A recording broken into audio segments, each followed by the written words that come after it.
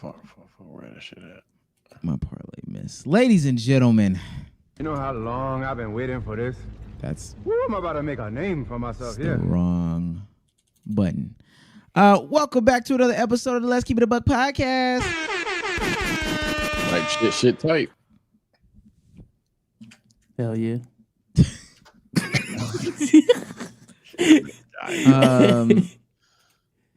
What's it called? Listen, man. If you're new to this and you want to be true to this, there's buttons to press. But first, I got the guys here with me.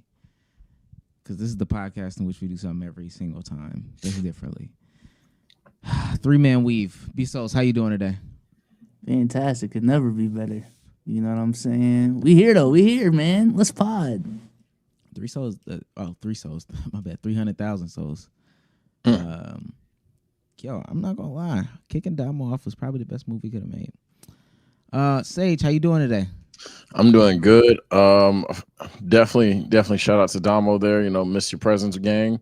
But show must go on. We had to make business decisions. Hopefully it's for the best. We're looking for another fat dude. Listen, if you're new to this, you want to be true to this, make sure you hit the like button. Make sure you hit the join button. Make sure you hit the subscribe button. Make sure you tell a friend to tell a friend to tell a friend to tell a friend.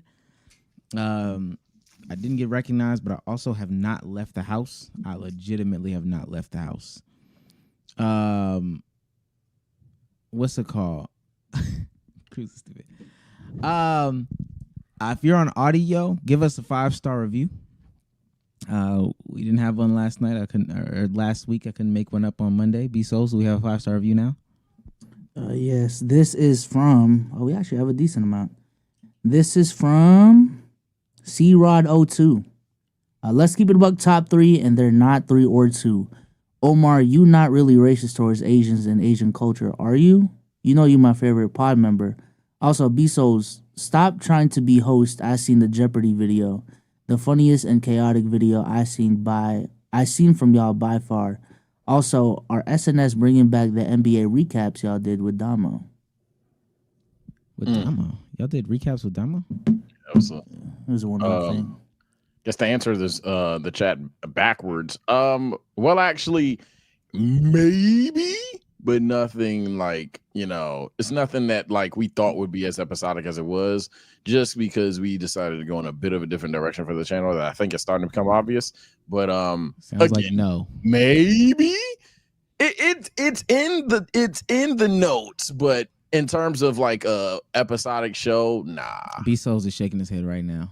Yeah, because We can talk ball here, man. It's on the back burner so far. It's not even funny. Yeah. No. Hell no.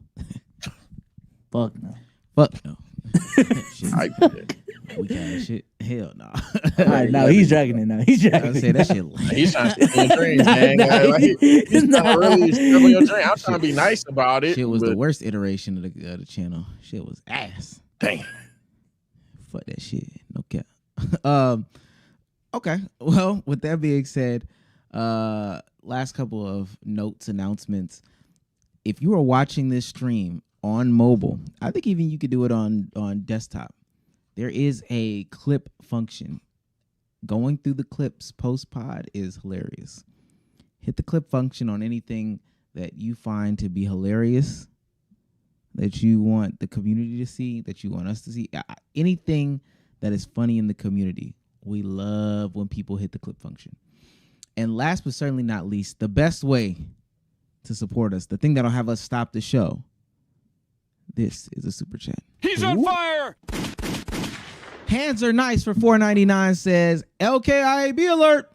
Right, shit. Make sure you guys hit the subscribe button. You tap the notification bell so you can have the notifications of when we go live. Well, Yeah, we can test out the theory today, for real. about what the better 3-man weave is. Yeah. Oh God. And Thunder Up for $1.99 says semen alert. I'm fucking with it. Make sure you become a member too. Jimmy Nielsen just became a YouTube member. We're getting back just because we were doing some moving around. We hadn't had the opportunity to do that extra content. We are getting back. Oh, whoa. Oh, yeah, I'll save mine. We're getting back to making MVP content. And the first content that we're going to start off with next week, I don't know if y'all have seen the TLC show. It's actually an old show. But the name of the show is My Husband's Not Gay. Contraire. Yeah, have y'all seen that show? No. I haven't. So it's called My Husband's Not Gay. It's a group of Mormons out of Utah. These are men who practice SSA, aka same-sex attraction, right? But they're not gay. They're just attracted to other men. They're not gay. Okay. Just not gonna say nothing, man. Oh, snap. Shouts out to... Never mind. Darius with the honey bun. With the intentions behind holding a nigga named Damo. That's crazy. That's crazy. It was Damo this whole time. Wow. That is... Wow. I mean, it doesn't get more clear cut than that, ladies and gentlemen. Damn, you kind of hate to see it. What happened? The two-time champ now honestly getting scapegoated via donations. That's honestly infinitely more disrespectful than any comment or chat possible. I mean, how'd the super chats look last pod? Oh no. No way. It was straight. You know, Droopy came through. Okay. Yep. There were some people that were intentionally donating to save Damo, to be fair, but it wasn't 100 off rip at 8:20 p.m. Shouts out to Droopy for the last one, but shouts out to Darius Williams in the beginning. Damo not here. Bets. Droopy has just moved himself into the unofficial sponsor of the streams category. Darius. Yeah, W Darius. So on the show, My Husband's Not Gay, they talk about this concept of danger scale. 0 through 4 on the danger scale. Danger scale means just if this man that they've seen in real life is dangerous enough for them to jeopardize their relationship. 0 is, of course, not. 4 is yes. This is the same show. This is My Husband's Not Gay. They're talking about this in front of their wives. With their wives. Their wives know the danger scale. Yeah, when they go out as couples and they get to a restaurant, they'll ask each other, what is he on the danger scale? Like in front of their wives. And question, what year was the show made? 2015. 2015. Cat got drafted type shit. So the question is, who is on you guys' danger scale as a 4? As a 4? Mm-hmm. What?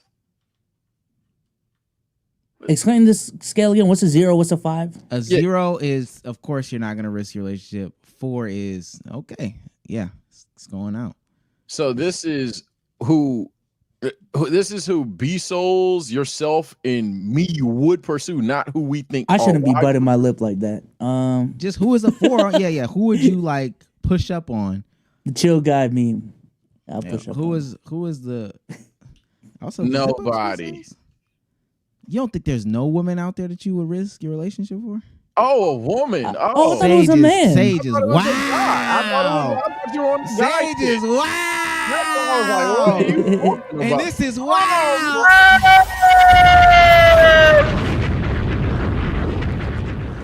Shouts out to NM Guapo, ladies and gentlemen. He said, "Stop the Damo disrespect." Stop You're doing the Damo exact opposite, Gango. I'm sorry. Yeah, here's the problem, Wami Warriors. They're gonna literally put this as a "you fool" kind of thing, because at the end of the day, they're looking at the numbers, on-off numbers of Damo, and you doing this, unfortunately, does make it worse. Damn. And we'll keep a tally of who's here to save Damo. I don't think y'all want to do that though, because last time it did not fare well. But shouts out to NM Guapo for sending that Guapo for his guy Damo. He's on fire. Shout out to NM Guapo on a serious note, but hey, gang, it's just a bit. Yeah, I fuck with you, NM Guapo. Well, the dollar's don't lie. Okay, so can we? I would love to move forward. Just I didn't think it had to be a guy. Who's the 4? Who is a 4? Oh, like Billie Eilish type shit. I'm about to say. I mean, at Sabrina that Carpenter type. that point, I'm just naming celebs and shit. I mean, like, Billie Eilish. I don't think I have the. I don't think I'm a cheat when I finally get my hug, because risking another is crazy. But like, Lotto practiced me, bro. I'm cooked. TK head ass. Okay. What? You remember a story you told us? Yeah, TK. Nah, I don't remember. at the club where TK got pressed. Oh, yeah, I do remember that. Okay. That's all I need to say. But yeah, long story less long. If you become an Wait, who's MVP, yours? Huh? Who's yours? Girl, I'm in love. I don't. You said it. There's no danger scale. Like they're just all zeros. They're all zeros. I hate them hoes. No cap. Coyle Ray pushed up on you. That right. shit weird. Nah, she back with her ex. It's musty now. I see the picture. I see the picture of her today. That shit was crazy musty. Wow. Listen, man. Before we get started, I have an announcement to make. Can I get it? Let me get ISO. Okay. Wait, hold on. Yeah, thank you. I thought you. No, I didn't know the hot take. That's what I was looking for. I guess so.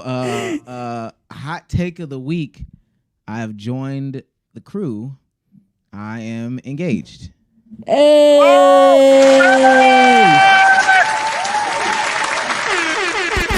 Dive shit. Yeah. Okay. I held that one in for a long time. But the blue balls was killing me. So You did good until the Discord snitched on you, man. I know, snitch cord. Jesus Christ. It happens every time. It never fails. The snitch cord is gonna tell on me. To be fair, it did happen in your faction. And you also streamed it on Twitch. Here you go. We out! Congratulations. Thank you. Congratulations, man. Congratulations. Were you nervous? No, I wasn't nervous. She ain't had no choice. What was she gonna say? No? Oh, so you proposed. Yeah. Yeah. Mm. I proposed. She turned back around and proposed. I mean, we proposed type shit. So Y'all both got on your knees.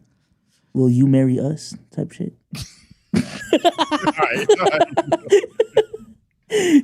Okay. And in other positive news, I got in the mail yesterday, my save the date for the Bsolz wedding. He's on fire. Did yours come in? They should have come in as well. Yeah, I'm about to say I got to check my mail today. Actually, Okay. I'm about to say we just so happen to check the mail, not every 3 days, but we checked it that same day. So good shit. That shit really professional. Mine is gonna come through text, but I'm proud of you. Hey, man. I don't know the whole process of what we should do, so let her take the reins on that. Y'all doing it like TV show, like Hallmark movie? I guess I don't know. You just here. She said that was part of the process. I bet, man. Let's tank. When you rich like that, it shit don't. Like Lil Baby said, when you rich like, okay, I feel it. Okay. Put on the card type shit. Like. Wow. Anyway, without further ado, let's get into the ball. anything but that. Nigga said let's tank. Listen, I put out a tweet yesterday on the podcast account, and I will break the fourth wall. This was me putting out this tweet. Oh. I had a conversation about specifically my hairline. I said, when you see, my hairline, what do you think about? Right? Like, what's your description? And I saw a lot of flagrant stuff. People was coming for me, not in a good way. Now, the real conversation is, who has the worst hairline on the platform? Oh, that might be me. I ain't gonna lie. Nah, I can confidently say Sage has the best platform or best hairline. If you've seen it, I have hair. Stop it. Because Bsolz? once the line comes back, like after the 4th day of the haircut, Widow's Peak comes back. One of the I'll show it right now. I know it look kind of nasty, but the hairline right now, bro. Type shit. This looks like a. Okay, wait. Let me This part right here be coming back a little. Widow's Peak be coming back. I look hella Filipino. Oh my god. Put that back. Why you say that like that was okay? Now I'm gonna show mine, and really, I think that the person who has the worst is not here. This is mine. I got both sides. There you go. No brush. I have not brushed. I took my do-rag off. This is what it looks like. Now, Damo has a Vegeta hairline. Oh wow, here we go. Vegeta. Oh. Do you have examples? He can't even defend himself. I don't have examples. The only and the reason why I say this is because there was this stretch. It was recent where Damo did not have a haircut. Look, and people that remember it. Look, Damo's Widow's Peak is crazy. Damo has the Vegeta. You know, when they say you're the catalyst of hate on this podcast, who has ever said that? Damo said that 2 pods ago. Damo said he's the quote catalyst of hate. That's insane. I swear I've never heard that. That's crazy. But damn, he can't defend himself right now. We got a picture. Oh wow! So he definitely can't defend himself from this.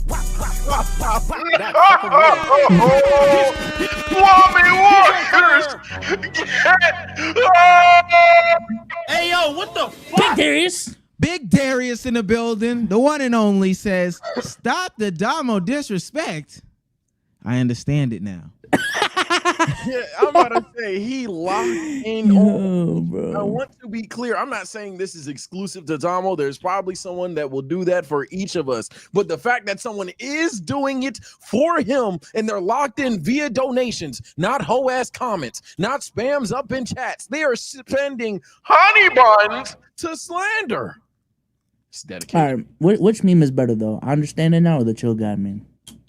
I'm not gonna lie. I saw Ronald McDonald try to ruin it, but Chill Guy's looking like meme of the year. Chill Guy. Meme of the year? Chill Guy is crazy. Meme of the year? Chill Guy's looking like it. It's hear me out. It looks like it has limitless potential. It looked like it's gonna be the next Kevin James unless people ruin it. Oh shit, that Kevin James shit is funny. Unless people ruin it, it looked like it's gonna be the next Kevin James. But if people ruin it, people ruin it. I'm gonna tell you something about Kevin James is all time. Yeah, Kevin James all timer. The only reason why the corporate people are trying to move a little faster. Yeah, a little too fast. Like shit just started yesterday. Like, yo, pipe down. And Sexy Red is an industry plant. Like, I appreciate her for the quote tweet and shit. But when Sexy Red got on it, Ronnie got on it right after, and I was like, nah, chat. Ronald was my line. I ain't gonna lie. Yeah, so I was like, I seen a lot of people say they was done after Sexy Red and Ronnie did it. I ain't mad at Sexy Red for doing it, even though I think no girls allowed. Nah. When Ronnie did it, I was like, all right, gang, you didn't even put a lot of work into the shit. You just put him on a blank canvas of 2K. Now, Vision Man said that both weak memes, and Cruz reminded me, the meme of the year is actually Henry Danger. Danger. The Henry Danger memes are crazy. Henry Danger again. I can't think of it. That's what's scaring me. I can't think of it already. Henry Danger. What is Henry Danger? Mickey Mouse memes. Oh, that nigga.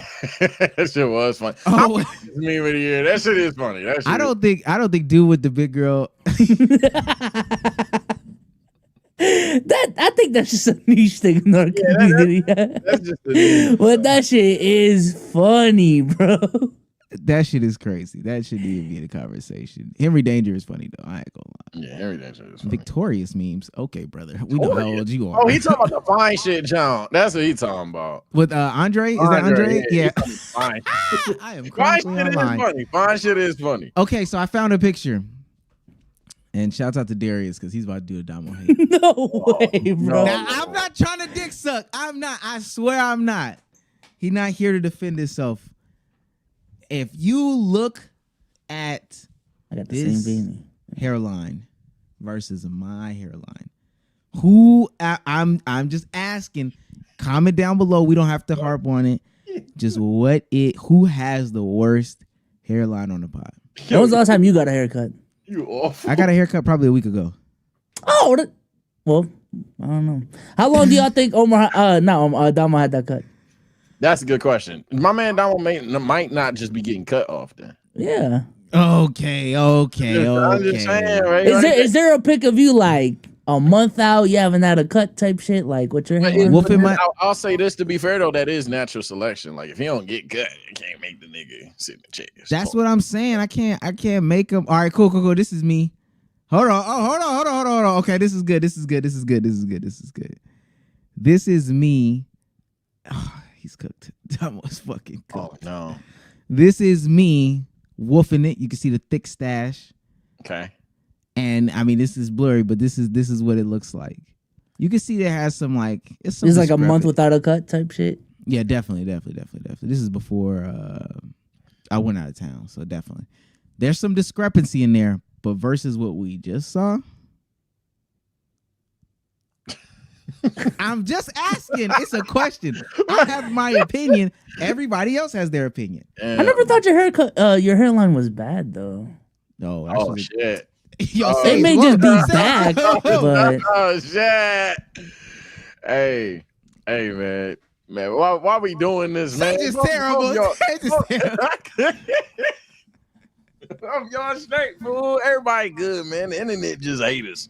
Everybody got a good hairline. Okay. Yeah, man. Yeah. I don't think his hairline is different. I think I say this. If Damo isn't getting a haircut and Omar is getting haircuts, I can't then be like, okay, but when Damo is cut, if he's never cut. So I guess by default, but damn, man. Like Damo, get a cut. If you watch this footage, get a cut, bro. Fuck it. Tomorrow. Yeah. Let's do it. And then wait till Monday. Now you better get that shit Sunday. But just get a shape up. If you want to keep what you got growing, if you growing your hair, just get a shape up real quick. A nigga like me will get that shit 30 minutes before the pod. I ain't gonna cap it. And I had a white chalk on my forehead. Yo, the fucking chalk is crazy. Okay. Let's really get into ball. Wow, that's not what it was. Bang. That's not what it was. Wouldn't it be funny if he did have a cut? I thought he didn't. Nah, he got too much hair. That would be crazy. All right. Salisbury barber schedule packed up. Q&A, A and Q. What's the worst birthday gift you've ever gotten? Outside of like, just dap or a card. Shit. Damn. I hate it when I get clothes that don't fit. Like you didn't even ask for my size. You got me a large. Come on, bro. You know my body. Not to piggyback, someone did give me an extra large shirt, and I was like, gang, now you knew you could refund this, and I never got anything else from the nigga. I was like, all right, dog. What the fuck is this? Mind you, it's my uncle. So it's just like, damn, bro. Like, you're supposed to be family, if anything. I guess outside of that, a DJ set that didn't work, and again, never got a replacement. Damn. And then I guess like a trip to Wendy's. Like Wendy's gift card is up there too. Oh, I thought the gift was like a drive up to Wendy's. We're going to get a 4 for 4. Happy birthday. Come on, Sage. Listen. Happy birthday. Come on. Mine is real simple, and it happened often. Budokai Tenkaichi 2 when Budokai Tenkaichi 3 was out. And I don't know why my mom kept doing that. She eventually got to the point where she just handed us the money and told us to go into the store. But she was notorious for being the mom. Like, y'all, it's a meme where they give you the gift and it's the last year or the 2-year previous iteration of the game. Yeah. I don't. That's actually pretty bad. Yeah. And you try to have friends over. Oh yeah, they say Omar got Budokai Tenkaichi. Well actually, because I never thought we would really be talking about coming over. It's it's worse. I had a PS2 when the PS3 era was out, and I still got the newest games though. So yeah, I could tell people I had 2K11 when they came to my house though. It was 2K10 on the PS2. So my folks did that backwards. I had the older console, but someone bought me the newer games. So they bought me PS3 games and I had a PS2. Yeah. Hell a nah. PS2 game when I had a PSP. So it was just like way off on all accounts. Like I wanted to play NFL Street 3 on my PlayStation. They bought it for the PSP. Now then I went on to get a PSP, so I made it work, but it was crazy. All right, let's get into the main topic for today. Friends, how many of us have them? Actually, we're gonna skip the death of the NBA. We're gonna prolong that. We're gonna blue balls people. Ooh.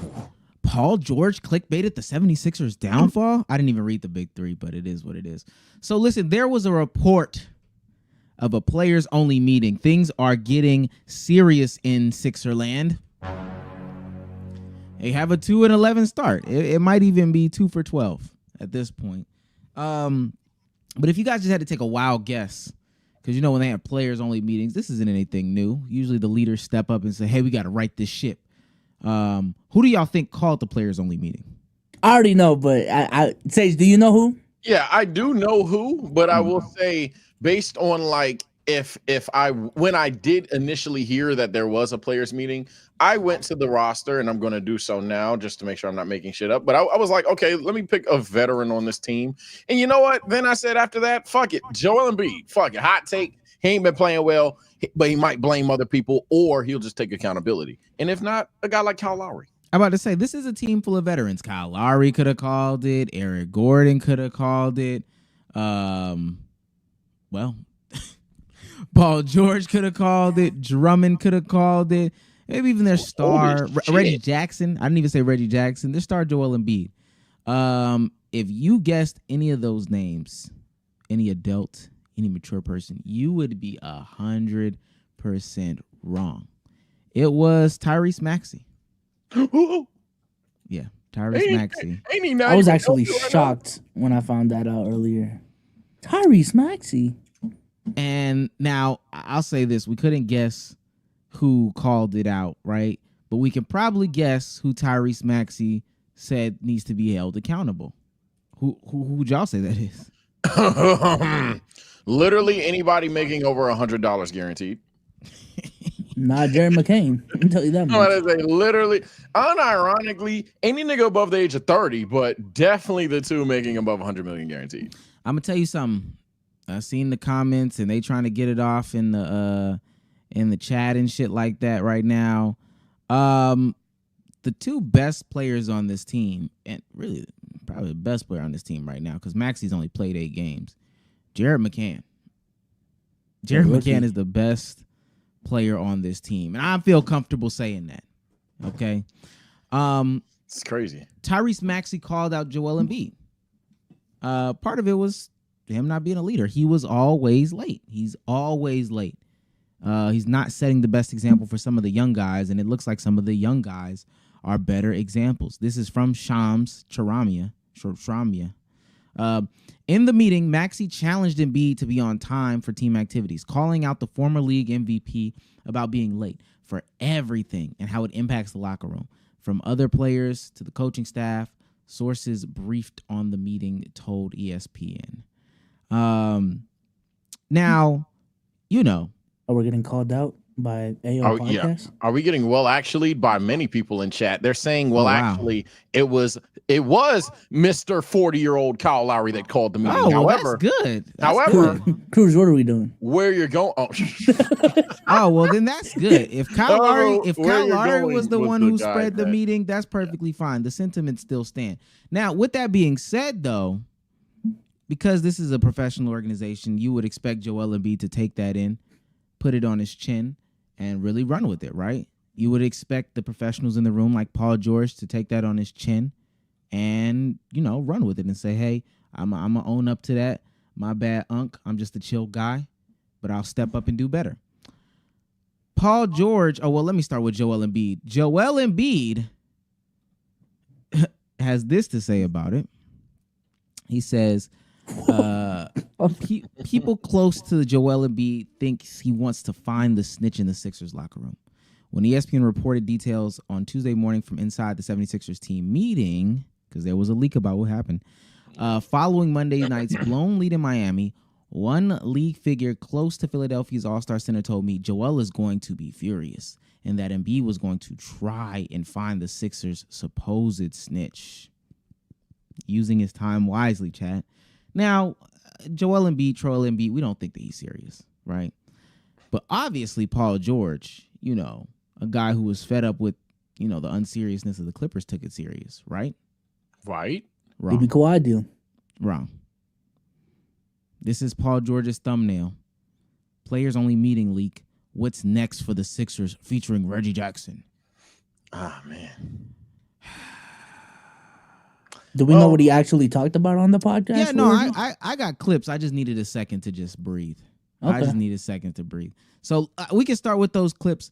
I just wanted to be known because I don't like Paul George's podcast because his friends Dallas B. Rutherford, right? Dallas B. Rutherford and Jackie Long throw Paul George the most softball questions in the world.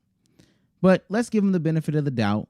This is an opportunity for player empowerment, player media empowerment to do what it needs to do and have a serious conversation and address things. Let's hear him out. And how do you guys deal with that, being leaked to the media and something that probably should just be in the team? I want to know how it got out. Like, walk a fan through how a team-only meeting gets to Shams and then it's everywhere. And now it's just right now it's piling on you guys. Let's not hide from the facts. It's getting pretty bad.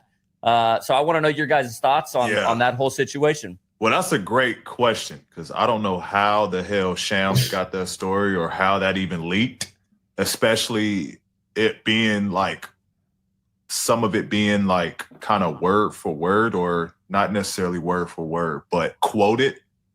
Mm-hmm. That was the crazy part about it. The whole meeting, that's normal in the NBA. Like teams go through that. I've been on multiple teams where we'll at some point have a meeting and a check-in if things aren't going right or if we know. And how do you guys deal? Hold on, there's one more clip that I'm gonna play real quick, where they talk about their thoughts and their sentiments on this. But so far, I mean, doing what Paul George do, skating around it. Hold on, this is the next clip. Boop, boop, boop, boop, boop, boop. We all do team meetings. Yeah, everybody does team meetings every year. Type shit. Share, like, is it just the players? Who's in that room? Is there coaches? Is there media? Is there trainers? Like, when a meeting like that takes place, who's actually in the room? Like, could you guys go back and go, we know everyone that was in that room? Or there's some people in there, obviously you might know them, but like, is there more people outside of the team, as in the players, sitting in that locker room? No, I think we all know his name. I'll say the people that was in that room is the people that's supposed to be in that room. And it's the people that go out and we're in the trenches with on a nightly basis. That's who was in that room. Yeah, that didn't help. But hey man, never mind. Go ahead and keep introducing this. Man, what is the point of player podcast, man? What?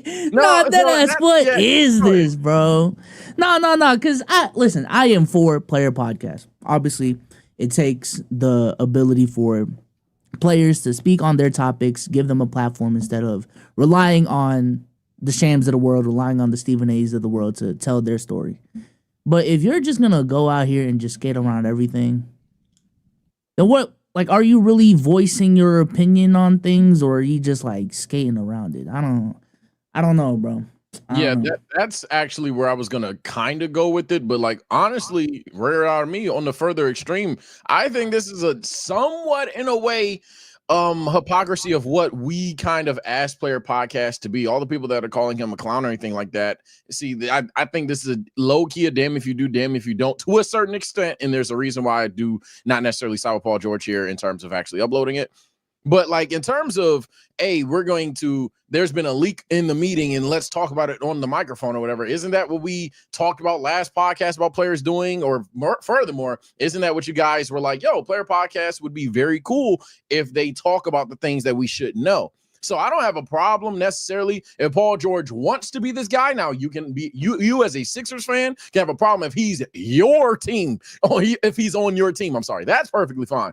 Where I do think this goes wrong, where I think this is a reason a lot of people may hold the knife to my neck, but they might retract it now, is because last Bsolz said you can't do that and then like play the fence sitting side. If you're going to do it, all right, gang. We're not saying say everything on the goddamn what happened in the meeting. We're not saying for you to go on there and just snitch, but but goddamn, like you could leave something on the nose, I suppose, if that's the right saying. He just kind of just went there, said, yeah, who's in the meeting is who's in the meeting. All right.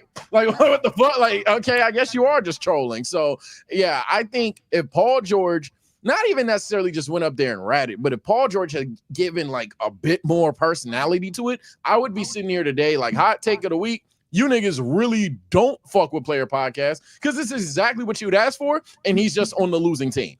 But reality is I didn't like the execution, so I'm gonna have to overall say that I weren't really it. I don't even think it's a damn if you do, damn if you don't type of thing. My thing is just if you're gonna promote your podcast as a this is where we're really gonna break down the tea. Kind of same thing with Angel Reese, and then you don't. Yeah, bro. Like you're just that's false advertising. But if you marketed your podcast as just we're chilling with Paul George type of thing, and there's no expectations of you gonna get the real tea here. You gonna get my real perspective on things, and that's a whole different story. So I don't think it's a damn if you don't type of thing. Because he's marketed this podcast as essentially like a primary news source for Paul George's life.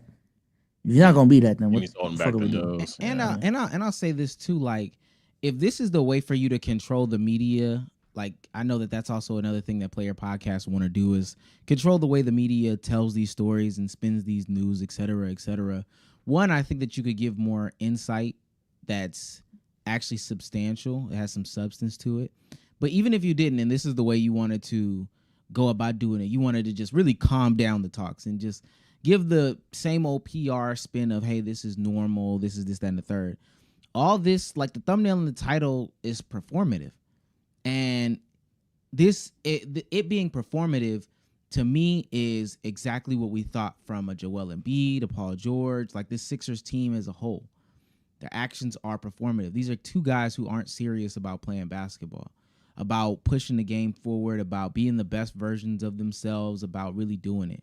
And it also is going to hurt because conversations have come out about Paul George, like something on the Jeff Teague podcast, how they talked about him and his performativeness in the locker room in Indiana. Oh, CJ, I want to take that shot. Da, da, da, da.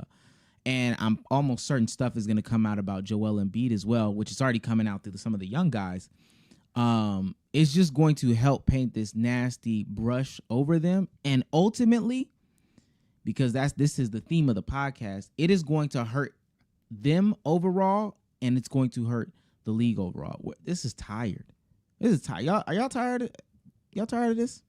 I'm tired of this. I'm tired if and we have conversations a dime a dozen on here, and to the point where some people are mad at them when we talk about if the NBA is in a bad state or not, if the NBA is dying or not, things like that. But what doesn't help, when no matter what side of the coin you are, what side of the fence, whatever expression you want to use, what definitely doesn't help is when players are kind of like not giving us anything, like if you're going to have player podcasts, cool, let's talk about the insider stuff, but then you don't really want to talk about the insider stuff or like even give your opinion on certain rumors. If Paul George went up there and just confirmed or denied stuff, even that would be kind of cool, but all he basically said was there was a meeting, the people in it were important. Type shit. All right, well, fuck it. But I guess I haven't, to be fair, I guess I haven't watched the full episode, but it doesn't seem like, from the various clips I've seen, it doesn't seem like it's much more than that. And I'll say this, and I got a leak from a news source. News source alert. I didn't know you was waiting. My bad. Oh no, I wasn't waiting. So streets are saying it was a young player. These are from my sources. I can't reveal my sources. Streets are saying it was a young player, potentially Jared McCain, who leaked the contents as to what was going on in the meeting. And this is most likely because media members prey on young players because they don't know any better. And I think that is an angle to take. But also, the angle that I may take in that conversation, thank you to my sources, is that the new generation doesn't care about none of that other shit. They just want a ball. And Jared McCann, it seems like he only cares about 3 things in this world because he's come out and he has been, balling his ass off. He cares about doing his TikTok dances, painting his nails, and playing basketball. All this other being late, fake performative leaders, flopping on the court, being unavailable, not healthy, etc., going on podcasts and doing all this grandstanding. He's not with it, right? He's gonna leak it because maybe this is like he's frustrated, he's upset. He wants to just have normal conversations with normal people, play actual basketball, win games, etc., etc. And I feel like that's why Maxie stood up too. Maxie's like, yo, bro, I'm like, we could really compete. Like, I'm ahead of schedule. I know y'all didn't think this would be like this, but y'all got one. And from the organizational standpoint, they put the battery in my back. And y'all playing. Nah, we got to say something about this because this shit is weird. Otherwise, really get out of their way. And I feel like that's how the young generation like even acts anyway. If you playing around, get out the way. Yeah, it's unfortunate with the Sixers too because they have like a bunch of like old niggas, not even like people in their prime. Like a lot of their team is like genuinely just old as shit. So when it's kind of not that okay, father time's catching up, but more so, do you even give a fuck? That's crazy. That's a crazy situation to be in, especially when it's easy to look at the 24-year-old, 23-year-old, 22-year-old and just be like, man, you don't even know what you're talking about. So it's a very toxic situation to be in. I know I'm the Lakers fan, but man, I would not want to be a Philly fan right now. Yeah, no, I think people have thrown Philly a lot of bail just because their best player is Joel Embiid. He's been injured a lot. Can't really fault them. It's fucking injuries. But if it's coming out that there's legitimately like leadership problems with him, hey man, that is tough. I know that's a cop-out answer, but man, that's tough. I think it also sucks when like you putting in the work for real, and then you go out there and you're performing in games, you're showing up, you're early to meetings, you're doing this, that, and the third, and you're getting to play, of course, because he's this person is hurt. But then when he does come back, everybody's saying, "Whew, thank God. This is our $1 million man. These are our $1 million men." Yeah, just go to the back seat. Go to the back seat. At some point, I will be like, why? Like, we ain't 2-12 because of me. Treating them like Superman or some shit. It's kind of like, and I'm not too far into the series, but it's kind of like The Boys-ish a little bit when like, all right, bet what's his name's here now, and it's like, okay, bet Homelander's here, and then the whole time he's just a dick. It's like, yes, all right, well, welcome back. Woo, number 2. And listen, I understand like loyalty's rare now in the NBA. But gang, it's been 10 years with Joel. Oh no, I was gonna go there, gang. When you talked about the leadership shit, I was like, hey, in terms of at least the sport shit, hey, if we paying you the dollars, but you ain't got it mentally, I think at some point your franchise, I wouldn't want them as a Laker.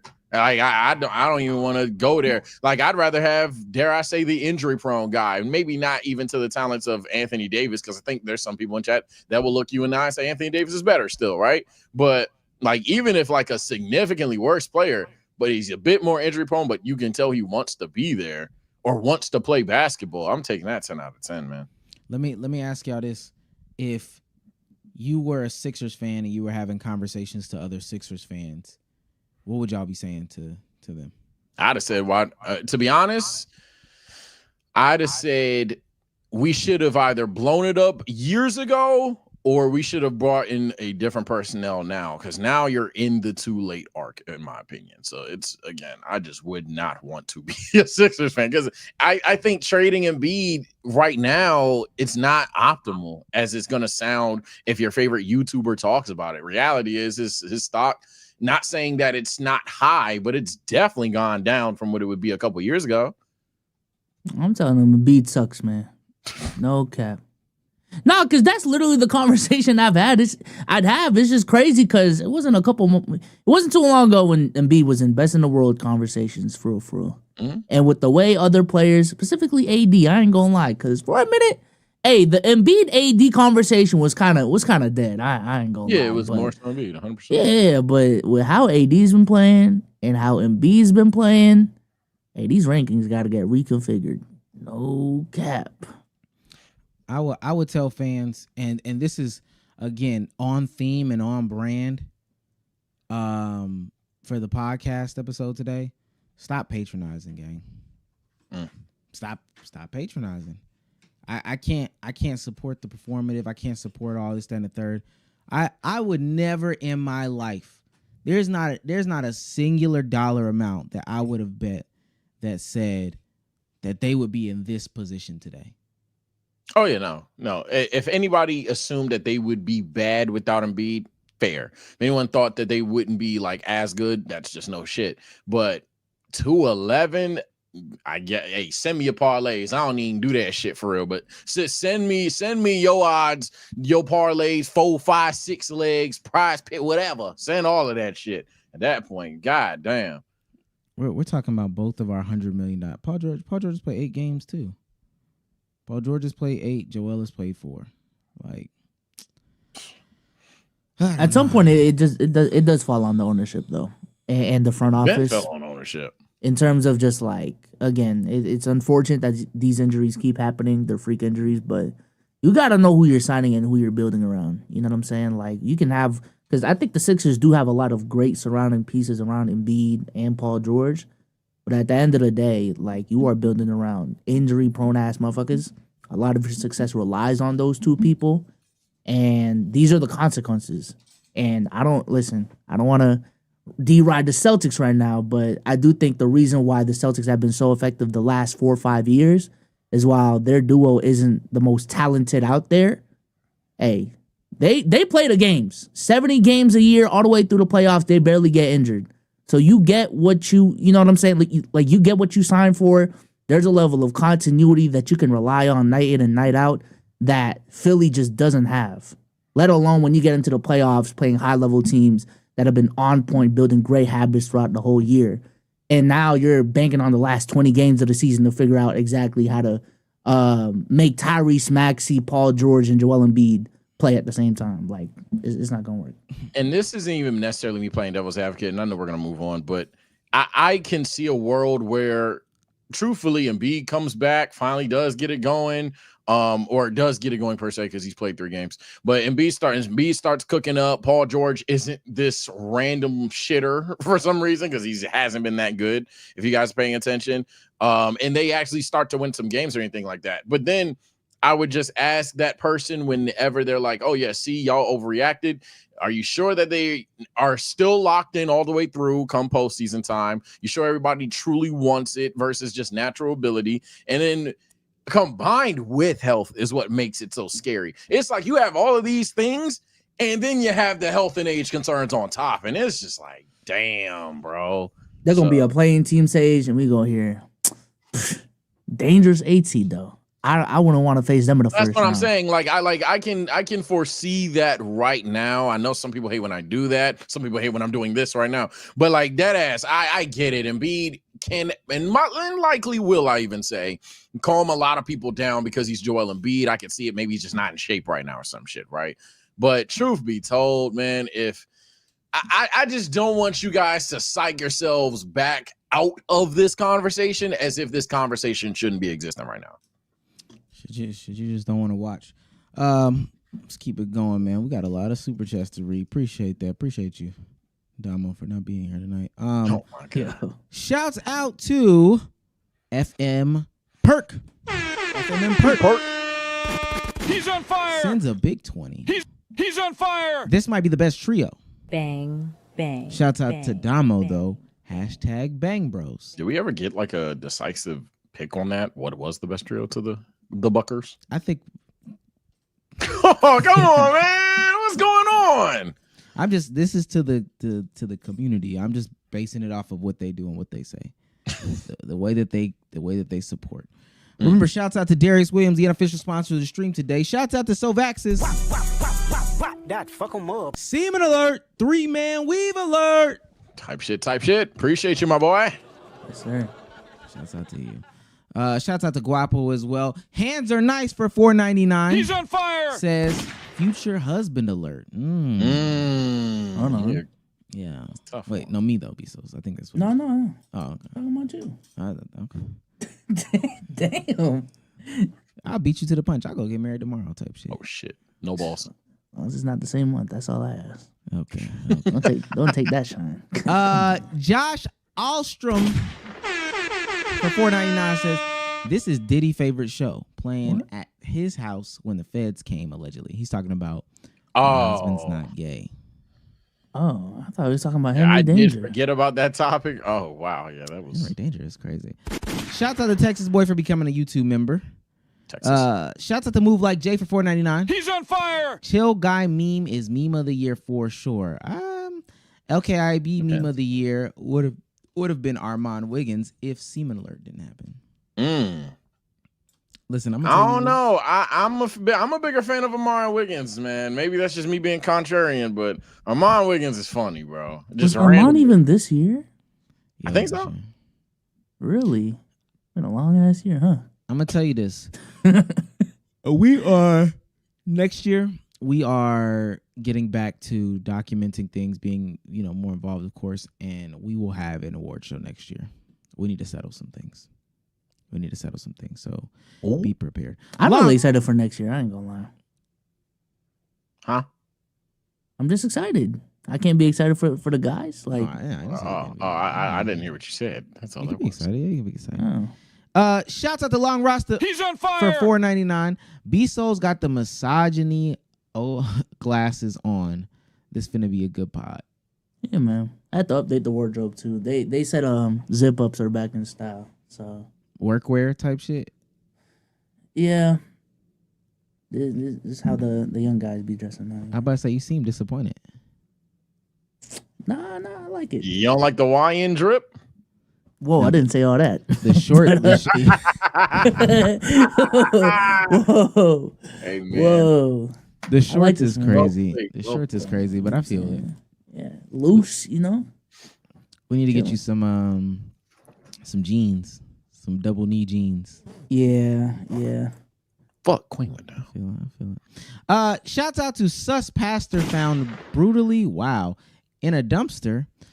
Yo, Omar, no gay stuff, but would you have sex with a man? I believe you've been trolled, my brother. I think that would technically be gay. Unless you're going by the rules of, just because you try it once, that doesn't mean that you're gay. Which, bloodline rules. No, that is not. No, that is not bloodline rules. No. Bloodline rules. No, Yeah. Mama Omar. No, that is not bloodline rules. No. Okay. You're canceling the match. Bloodline rules. No, like that. I like please no. All right, let's get into the meat. Let's get into the potatoes. We're gonna A beat level this. 1 scammer. What is that? We're gonna beat this. We're gonna beat this dead horse till it's no longer living. Conversation. Till the that we've been NBA's having. actually dead. Till it Yeah. dies, we will continue talking about its dying HP. I told you. I told you it's sick. Look at you now, NBA. Yeah, I'm not gonna lie though. I feel bad for calling it out like, we're just ringing the alarm 2 years early, and then now we're here, and it's like The alarm's ringing and we still telling them the alarm ringing. yeah, and it's like, all right, cool, The British man. done shown up. Hey, they still pulling up though. There's more. All right, bro. Yeah. You just got to sit back and do the I told you so. I told you so is not good to do. It's not fun. It's actually not fun. But the reason why we bring this up, NBA commish Adam Silver has a different point of view as to why those ratings are down. Now, this comes after some numbers, some bad numbers. NBA ratings have dropped significantly, with ESPN viewership down 28% year over year for the 24-25 season, following a 12% decrease in playoff viewership last season. The league has lost around 45% of its viewership since 2012. That's fucking nuts. Illegal streaming. Stop it. Hey, I'll get into it this topic, man. I'm ready to. Hey, listen, I'm ready to listen. step back. Yeah. Again, the league lost around 45% of its viewership since 2012, and excuses like the election and World Series don't explain this long-term decline. I'm not gonna lie, I do feel like the chill guy meme. I'm just a chill guy who illegally streams. That's like you use it, right? That's they so stupid. From Daniel Roberts on Twitter says NBA ratings down 3% on TNT, down 28% on ESPN through November 14th. Shaq says it's too much 3-point shooting. He says David says it's not, or Daniel says it's not enough storylines. We got to tap into what Adam Silver said though. Adam Silver says, I don't think it has anything to do. I wish they would have recorded him because you know he gets the stuttering. Boy. He gets the stuttering. And I'm glad you asked that. Bsolz from Let's Keep It a Buck, right? I don't think it has anything to do with 3-point shooting, right? The ratings dip can be attributed to the particulars of the calendar and the fierce competition for viewers' attention, he said. Viewership for NBA games has dropped double digits through opening week. What he's talking about is the election, football season, and a banger World Series. Now, before we go any deeper, because there are a bunch of numbers, what are your just immediate thoughts of Adam Silver's excuse? This is the commissioner of the NBA, and I want to be clear. People were so critical on the WNBA's commissioner for all this stuff, but they said the big dog needs to come in. The big dog needs to speak, and this is what he arfed up. This is what he did. What are your thoughts on him saying it's just baseball in the election? Look, whether you agree or disagree on this shit, Diane, you could be the biggest, actually stat nerd out there. Gang, come on. That was some bullshit. I don't know what else to say. If the face of my company, like not the face of my company, I'm sorry, the president of my company, the owner of my company, came out there and said, them other niggas just built different. What? No, bro. That's one hitter code a TKO. This is I hate to pull this card. Copium if you think otherwise. That statement is bullshit. You think the NBA isn't dying? Have your paragraph, gang. But my God, that's copium. That was awful. We'll get into it in a little bit. I do think the whole issue of viewership is a multifaceted issue that cannot just be pinpointed to one thing. It just isn't. However, that right there was like when a YouTuber says, man, my videos suck because the algorithm just hates me. Yeah, like shadow ban. Oh, God. Kai streaming. That's why I only got 10 viewers. All right, bro. God damn, bro. So I see you on December. Fuck out of here, man. Hey, you hear what Duke said this week? No, I didn't. No. Okay, it's cool. I'm too tapped in. He said, "Don't duck no streamer, man. You know, for the new streamers out there, why you ducking the streamer? Because if your fan base really leaves when Kai's on, do you really got a fan base?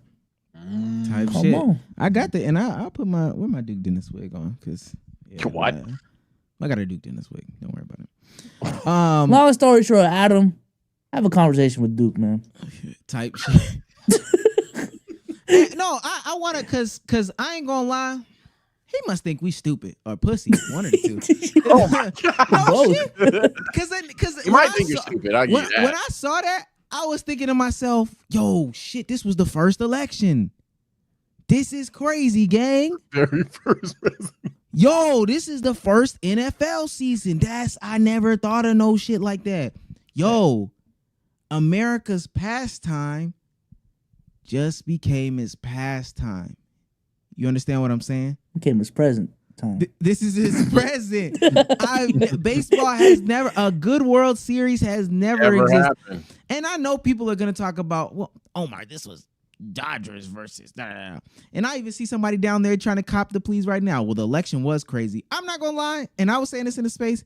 This was the tamest Trump election we have seen. Yeah, of all the Trump's ones. You think so? This out of the Of trilogy, all the Trump ones, yeah. 100%. Yeah.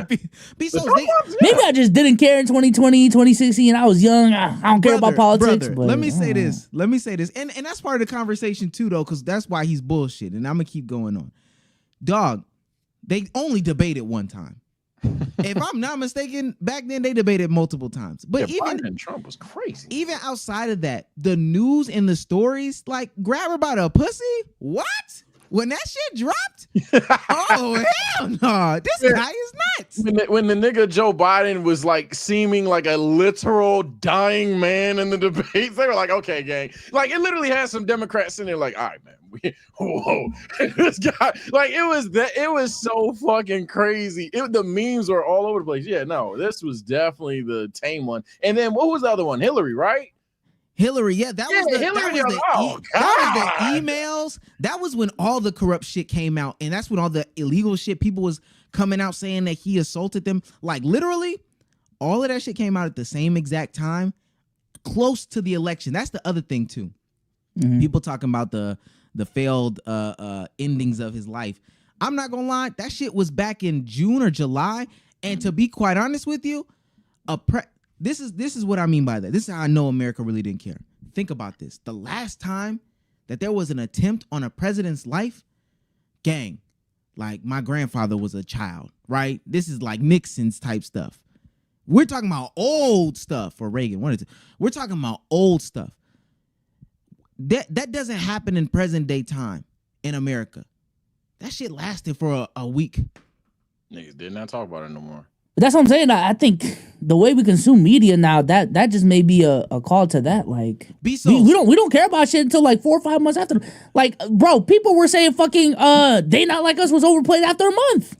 Bsolz, I understand that there are some things that should catapult you into different conversations. A president getting his life attempted on, it should have been a clear, and it's not a clear. That should carry way longer. But also, and I want to say this before we move on, and I don't want to beat the dead hammer. I'm not gonna lie, the overlap between the politics guy, the football guy, and the basketball guy is like Mark Lamont Hill, right? I don't like. It's just maybe a handful of people that and baseball. I'm sorry. That makes you say to yourself, "Oh God, I really got to make a decision as to what I'm gonna watch in 2024 when I have a phone, 2 monitors, a laptop, and an iPad. I got to make a decision." Stop it, brother. Stop it. I don't think any of us over here have that much overlap. Like if the Steelers game was on, the Lakers game was on, and the election was on, maybe Sage would struggle between the Steelers and the Lakers. Yeah, right. yeah, I'm watching Steelers right now. Yeah. And maybe Bsolz might struggle between. No, Bsolz wouldn't struggle between shit like it's just stupid. But let me keep going on. Now we do have some positive notes. Talk to us. The opening night of the NBA Cup, the league's new in-season tournament, saw a 71% rise in ratings compared to the same time last year. Okay, that's good. That's what we said. That's good numbers for me. I said if I would see if it was working.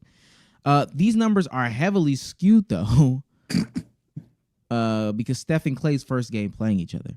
The NBA has seen similar dips, notably in 2019 when ratings fell nearly 20% due to star injuries and the Warriors' dominance.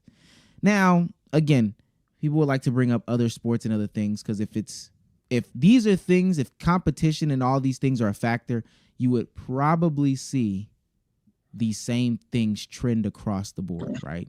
Like if the election was so powerful, it would take away viewership from all these other things. This is a comparison to football. The NFL also saw a drop in ratings in 2016, 2017, 8 to 9%, but rebounded strongly. This season, the NFL viewership surged with a record 17.3 million viewers through Week 10, the highest since 2015. No election, no World Series to really compete with. NFL's top games often feature the Cowboys, not stars like players Stephen Curry. In a 2023 survey, because this is what they always talk about streaming sites, of 3,200 NFL fans found that 35% of respondents regularly watch NFL games on pirate streams. The problem isn't unique to the NFL. Most other live sports matches are available through illegal streaming services. Despite this, Numbers seem to have been steady on the rise for a decade. Let's peel the Band-Aid off. Bsolz, please. All right. Tell me why this is bullshit.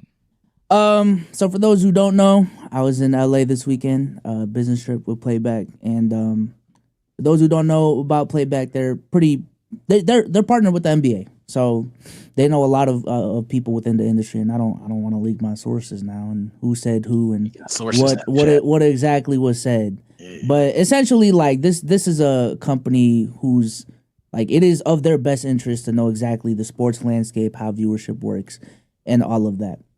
And one of the things that we were talking about was just like how big of a problem is illegal streaming? Like what actually is going on?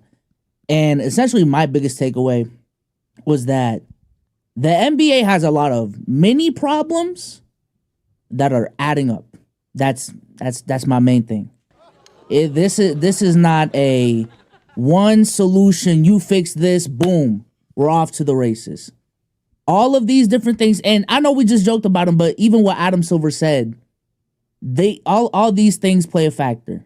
Like there's a, if you like, I like how Omar said, like Holly used to say, you're too wise away from actually finding out the solution to things. So like, okay, the election's happening, okay, the NFL is on, okay, the World Series is on. It's not just because they're on, but why are people choosing those things over you? So ultimately, you still have to look inward and say, yo, there's a problem with my product as to why people aren't choosing my product instead of the other product. So there's a bunch of different things that we've talked about on this podcast that's a problem with the NBA. Illegal streaming is one of them. Let's not get it twisted. It is one of them.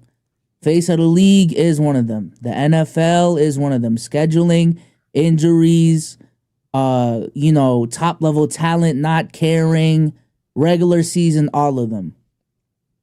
All these things matter. And it's not like a one solution, you solve this. The media plays a problem in this as well. But because these issues are so small to the NBA that they don't feel like it's worth their energy just putting their attention to this little small thing because it's only going to move the needle 2-3%. When there's 15 different things, 16 different things that can move the needle 2 to 3%, that is 40% of the fucking needle being moved. So that's ultimately where I'm at. But $100 super chat. Yeah, I was about to say Aaron might be 40% of the goddamn super chat today. Goddamn, Aaron! Bang, bang, bang. This is from Aaron. This is my boy Aaron. She don't want no puppy. She want a big Aaron. Hey, yo, what the fuck? And Trey, somehow I saw you earlier, gang. You ain't a puppy either, nigga. You ain't a puppy either with a 50 bomb. I saw you, my boy. Aaron says for $100 done it. Damo not here? Damn. Might just be you, gang. Hey, what is going on, bro? This is a joke now, but I swear if there's actual data. No, this is like, I don't know if it's a joke or hate. Comment below if is this classified Damo hate or is this just like one of the worst trolls of all time? I don't crazy know what this troll. is. I don't know what this is. Shouts out to Big Aaron for the 100 ball. And I will say this, and I stalled for Trey. I saw you. I tried to cheat you. Trey Sama. You know how long I've been waiting for this. Woo, I'm about to make a name for myself here. I like Trey Sama for a big $50 says, try to go to bat for Damo last pod just to tune into this. I thought we were broke. No. Nah, y'all did say that shit, bro. Y'all did say, bro, we're just broke today. Nah, man, that's very tough. I appreciate Aaron. I appreciate Trey and Damo. I appreciate you for taking off today, man. Get your rest. Do what you need to do. Also, one thing I do just want to add too. I think we are on to give the NBA some bail here. I think we're a little bit too critical on comparing them to other leagues.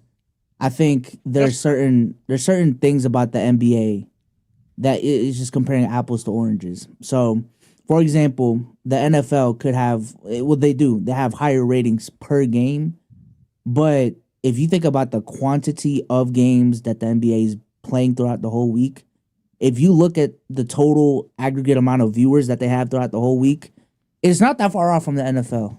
Like for real. So it's kind of like peak viewers, peak viewership. You know, it's the channel, like Sage was about to say. The difference between the channel that uploads once a week, getting 120K, 150K views, versus the channel uploading 4 or 5 times a week, getting 30K, 40K views. You know what I'm saying? Like what matters to you? Which one's a better fucking channel to you? That's a conversation we have all the time too. So. Yeah, I was gonna say that. Yeah, now, however, they still, to a degree, do need to be held accountable for it, because some people will hear you say that and be like, "Yeah, so stop doing it altogether." No, we shouldn't just not compare you to your competitors, because even and me and Bsolz relate to this directly. That's up to you if you want to have these amount of games, or in the analogy, that amount of uploads or whatever, instead of the quality over quantity. The NBA, for like maybe 8-10 years minimum, have been talking about, do we need 82? So yeah, that's kind of just a natural selection thing for them. I think the NBA could just I don't even need to ruin the Souls bomb. If the NBA just took their issue seriously versus trying to point to something and be like, it's not a big deal, bro, we're still good, man. And that shit's done trickle down to the community. That's the worst part. Yeah, no, I want to show some things, because I think what I appreciate about this platform, I know somebody said we are beating this conversation to death. I mean, it continues to come up. It's getting bigger. When somebody new says something, we're going to say something. Yeah, I get it. We're going to say something. But I wanted to point to this because this is one of the talking points for some people. The average prices, they price the fans out. But even that isn't the issue. MLB has stayed about the same. These are average ticket prices, 2010 to 2025, inflation adjusted. MLB has stayed around the same. NBA actually has some sort of drop right here. NFL has actually had its increase. I think, to me, a lot of the excuses are cooked. Like, a lot of the excuses are cooked. I just that's the problem. That's the problem with it. A lot of the excuses are cooked. It's not the 3-point shooting. It's not the people trying to point to one finger instead of having a real conversation. They're trying to get the clicks off. And until we have an actual conversation about why, until the NBA has an actual conversation about why, then they won't solve the actual issue. Even if you have all these factors, we run a channel over here. We would sit down and ask ourselves, okay, we have this and they have that. Why are they choosing that over what we have over here that is this? Or even on the illegal streaming front, okay, they have the possibility of illegally streaming it, but we want them to do this thing this way. Why? Why are they choosing to do things the illegal way? There's numbers that suggest the platforms are different. Based off of the stats, if the Celtics played the Lakers on TNT, people it's the same week. It could be the same fucking week. People are more likely to tune in on TNT than ESPN. Why? Why? You have to ask the real questions about why. Until you get to those real whys, people can throw the bullshit darts at the board, do the nasty comparisons, and it won't stick. To be honest with you, it won't stick. So, especially if you came over here and expected to find us to say, well, I'm tired of the light skins running the league, or it's the Europeans, or that. That's not it. I do think, and again, I'm going to sound another 2-year alarm. What I do when I clean my room is I start by picking up my shoes, because that's like, the room can seem so overwhelming. But if I do this one thing, then it makes everything else, manageable. If the ESPN doesn't start with, if the NBA doesn't start with picking up their shoes first, they're going to be asked out. They don't need to listen to these podcasters. They don't need to listen to these experts. If they don't start by picking up their shoes first, and then go into hanging up the jackets, and then going to putting the dirty clothes in the hamper, just one thing at a time, they're going to screw themselves over.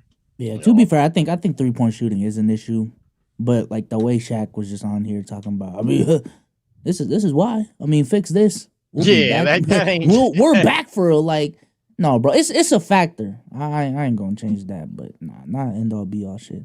Yeah, I clean my room in certain directions more than it is like a certain task thing. However, I do always get rid of the trash first. Gang, we've been telling y'all League Pass is ass for the longest. I mean, when are we gonna at least fix that shit? We've been telling you, if you just had an NBA red zone, half of the fans would just like take the layup. They don't even take the layup.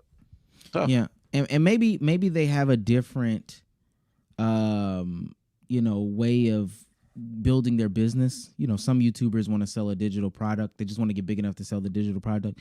Some people want to make the best view video. Some people want to run a shorts channel. There's multiple ways to skin a cat. So maybe that's what they want to do. They want to do things differently. That would be fine too. I just think that at the core, if people aren't watching and it's this big of a conversation, you're gonna run into a huge issue. And I'm not Mr. Answers Man. I could sit here and spurt off a bunch of answers that people think is correct, and everybody has their own point of view. But I can tell you for sure, if your leader is saying bullshit like the election, so we're just going to chalk it up to every 4 years we're going to suck. We're just going to hope that baseball doesn't get better so we can compete, and we're going to hope that the NFL gets worse so we can compete. Like that's a bad way to look at things, gang. Things will rise up. Stuff is always going to come. Stuff is going to go. You can't use those as excuses. I think there are certain things that the NBA does, though, that, like, they're clearly prioritizing one thing over the other. Because, like, the rights deals, it is harder to just watch a regular NBA game now more than ever. So I think Gilbert Arenas even pointed it out this week. Like, someone asked him, what is the problem with the NBA? His answer to that, and again, I don't believe this because his answer was such a if they fix this and everything is good type of answer, which I just said I don't fuck with. But it's like one of the things he pointed out was just like, yo, now you gotta go to NBC to watch certain games. Now you gotta get League Pass. Now you gotta get this. Now you gotta get that just to watch NBA games. Back in the day, bro, everything was on ABC. Everything was on NBC. You got cable or you don't, and you can watch like any game that you want. That's just it's not the case anymore. So, we have to end every single one of them. Cruz wanted me to. I see this. There's a stat about the election just to kind of hammer that one home. In 2016, the last election year where the election night happened during the season, the NBA doubleheader the night before the election was up 46% compared to 2015, meaning the election had little to do with 2016 numbers. Sage, if you could, off the beaten path, something that we haven't said before, what's your one fix? Oh shit. Haven't said before. Fuck. I mean, we've skated over it. Hell, fuck it. For the sake of the consistency of the clip, we've talked about this for years. I definitely think turning the games now would nip a lot of shit in the bud. We could like that. That's something that I think not a lot of people losing outside of, I guess, money. I suppose so. But outside of the dollars, if you want to talk about getting higher ratings, viewership, things like that, and hell, maybe even more dollars if you thought long term enough. But who the fuck am I compared to the geniuses in business degrees in the NBA? So maybe I don't know logistics there, but I would at least give it a shot at this point. Bsolz. Like a one solution, like the one thing I'd like changed. Yeah, just NBA Red Zone. Throw your one thing in there. Actually, I'm sorry. Swap that. NBA Red Zone. NBA Red.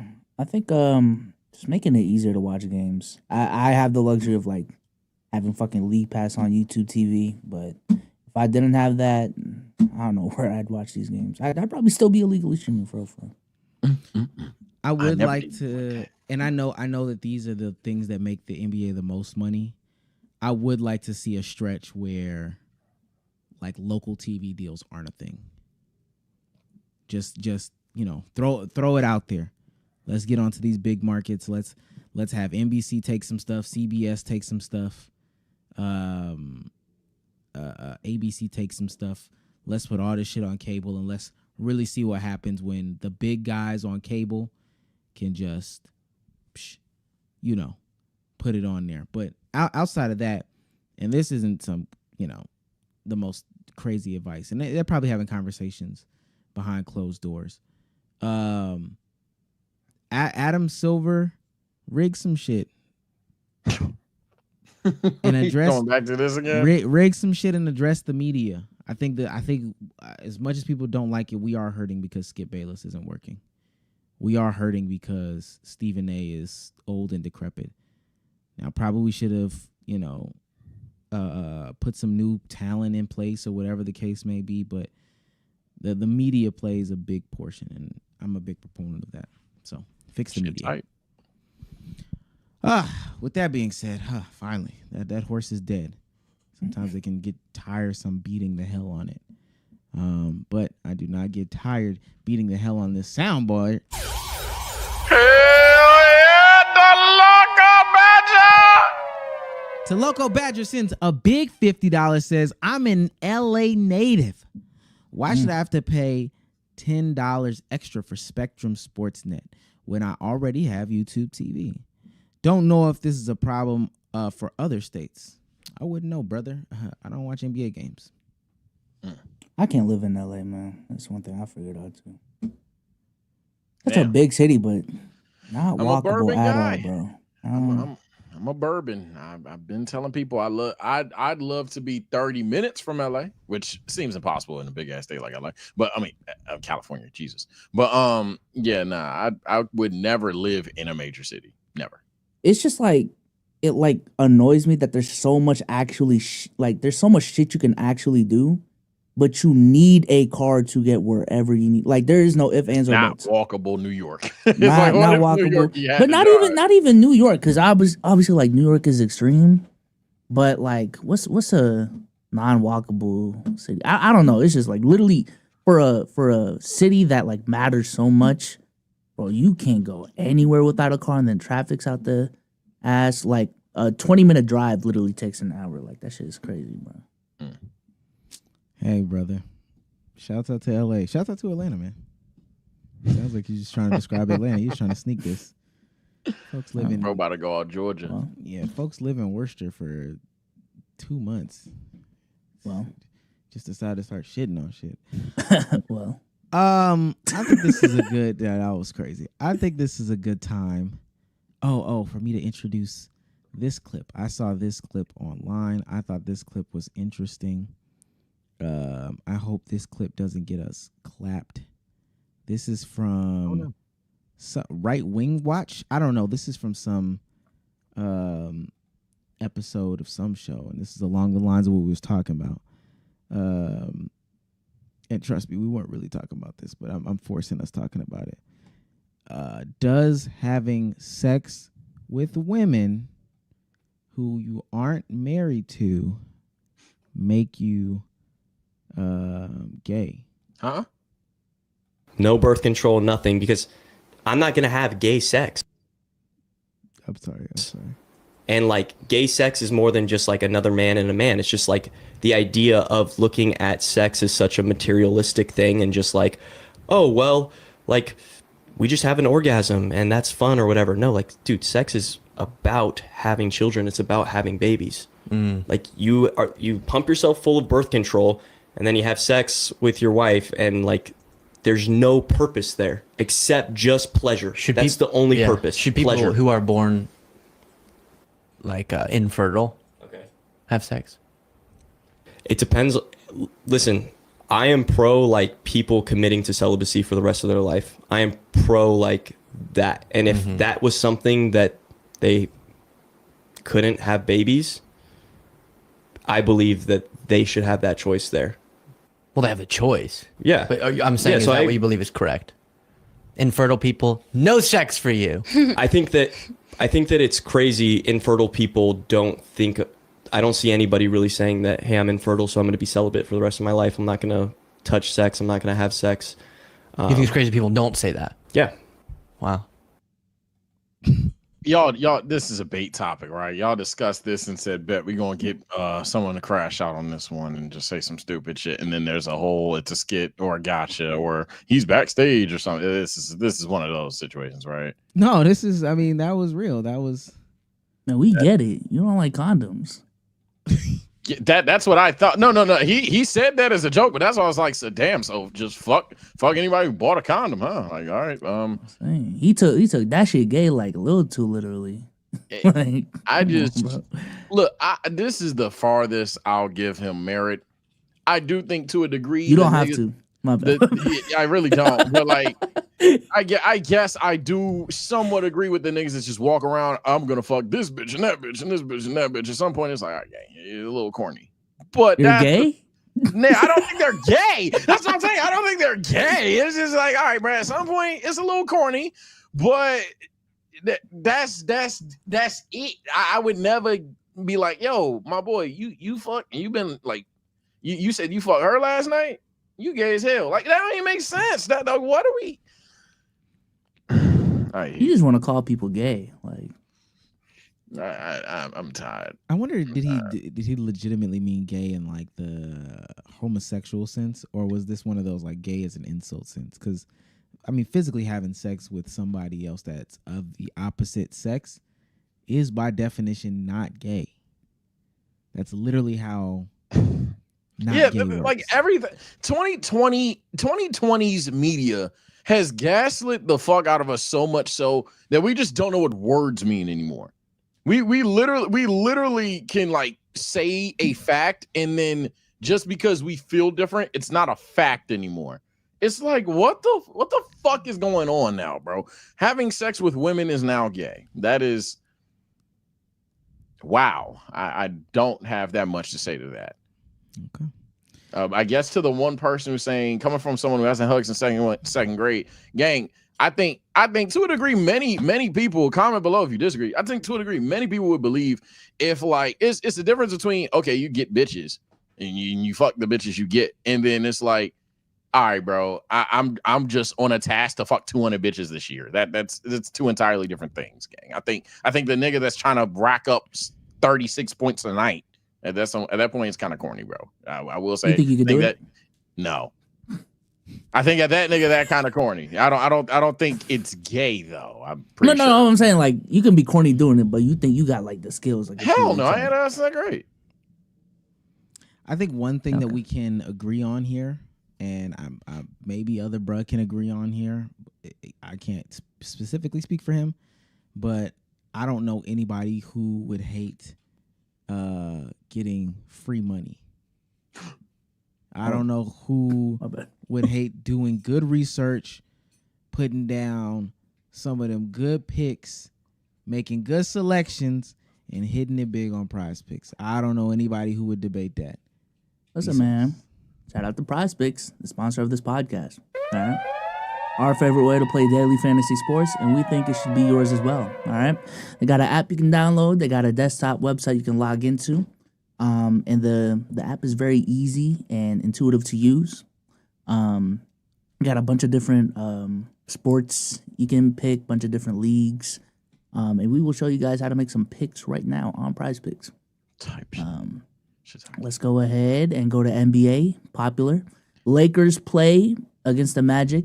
Wait a minute. And I know we're part of the ad right now. I want to know your success rate. Whoa. You will not know that. You will not know that. Let's do the opposite of what Bsolz is saying. So Bsolz, I mean, you make the decisions here. Let's see what you got. All right. That is fair. I don't typically make the decisions on these picks. I do be asking y'all. So y'all be taking my success rate. Here he go. Okay, go ahead. Okay. Listen, man. I seen Dalton Connect live, and that boy is cold. Dalton Connect is so cold, ladies and gentlemen. Please take the more. That's the game he went to. Take the more. I am so mad that of all games, yes, I'm driving. Oh my god. Oh my god. Boy, do I got some stories to tell. Crazy. And Austin Reeves. Your light is getting stolen right in front of my eyes. And it's going to happen tonight. I'm taking a less on his three-point attempts. Okay? We're going to go ahead and go to another sport right here because we do need more players outside of the same team. Lamar Jackson. I like that guy. I'm picking the more. Yeah, I like it. Oh my god. Let's go ahead and put $10 on this entry right here. Click submit lineup. And boom, that is how you make a lineup on Prize Picks, ladies and gentlemen. All right. And thanks to our friends over at Prize Picks. If you guys use code LKIAB, you guys can get a guaranteed $50 once you play $5 in lineups. And once again, that is code LKIB. Links to everything will be in the description. And shout out to Prize Picks for sponsoring this podcast. Thank you, Prize. Oh, thank you, Prize. Thank you, Prize Picks. I'm so glad that you were forced to pick and you had to do football. Yeah, you're cooked. El fumble. And I don't, it's crazy. Watch it come true at times 10. What you mean? Is he supposed to get clamped up or something? I don't know. I'm not a part of the demographic that watches basketball and football. So, Oh. Yeah. What was the sell then? What was the fumble? No, Lamar getting passing yards on the Chargers. I mean, it's possible. It's 200 some. 240. I feel like they're gonna run on them. I think that's what the sell is. They're gonna run on them more than they're gonna throw the ball, but they might. 200. They playing Deontay more, and I've been trying to tell y'all, Deontay, he can get open. The boy just cannot catch sometimes. I don't understand it. The big takeaway is Dalton Connect is that guy. Okay. I ain't gonna lie. I'm usually not a hater. My main thing is trying to be the peaceful guy of the pod sometimes. But man, I ain't gonna lie. I am hating on the fact that the one time you went to a Lakers game, you saw arguably Dalton Connect's breakout game. That pissed me off. I'm like, wow, this nigga, he gonna make 5 in a fucking quarter. What was it, 4 or 5? Oh my god. The Jazz are a horrible team too, by the way. That was honestly a bigger takeaway because he got the same shot in a row like 4 straight times. Where are the adjustments? Like, what is going on? Wait, tell us about the whole experience. Tell us about the experience. Yeah. So I was able to go to the Laker game, the last Laker game against the Jazz. Shout out to Team Playback. We got the connect. No pun intended. Type shit. Type shit. That was we got some lounge seats where like essentially you can go to a tunnel and go through like one of the tunnels and there's like a lounge with like free food and everything, man, where the VIPs are really at, man. It was sick, man. Nah, this business trip, out of all my business trips, top 3. Now I don't know where it ranks. I'm surprised you ain't say 1. We had a lot of funny moments in some of our trips, so I don't.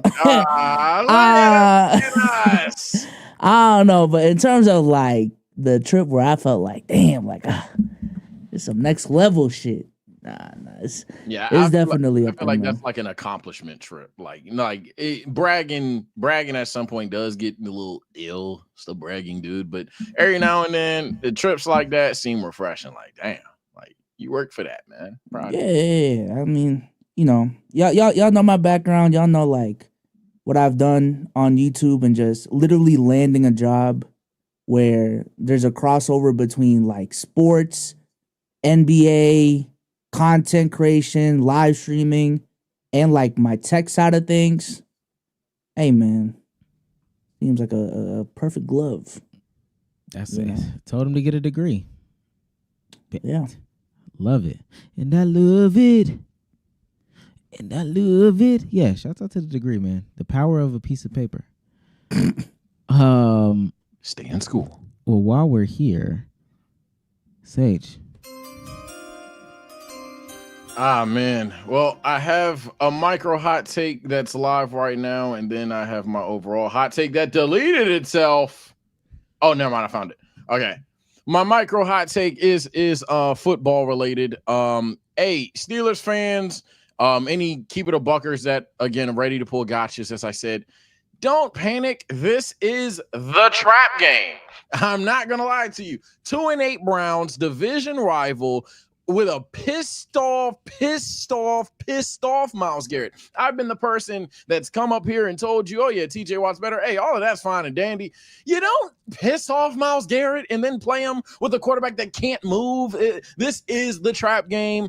I do think that this is far from over, especially watching it right now, but we just seen Boswell miss a field goal. There's been fumbles on both sides. This is the trap game. If you are a Steelers fan, while they're also in Cleveland, in snow, mind you, Don't even remotely let a keep it a bucker chatter Twitter person get to you. This screamed trap game. There was a person on Twitter that's like, I was like 8-0 on Steeler games, and let me tell you, they lose tonight. It's such an obvious trap game.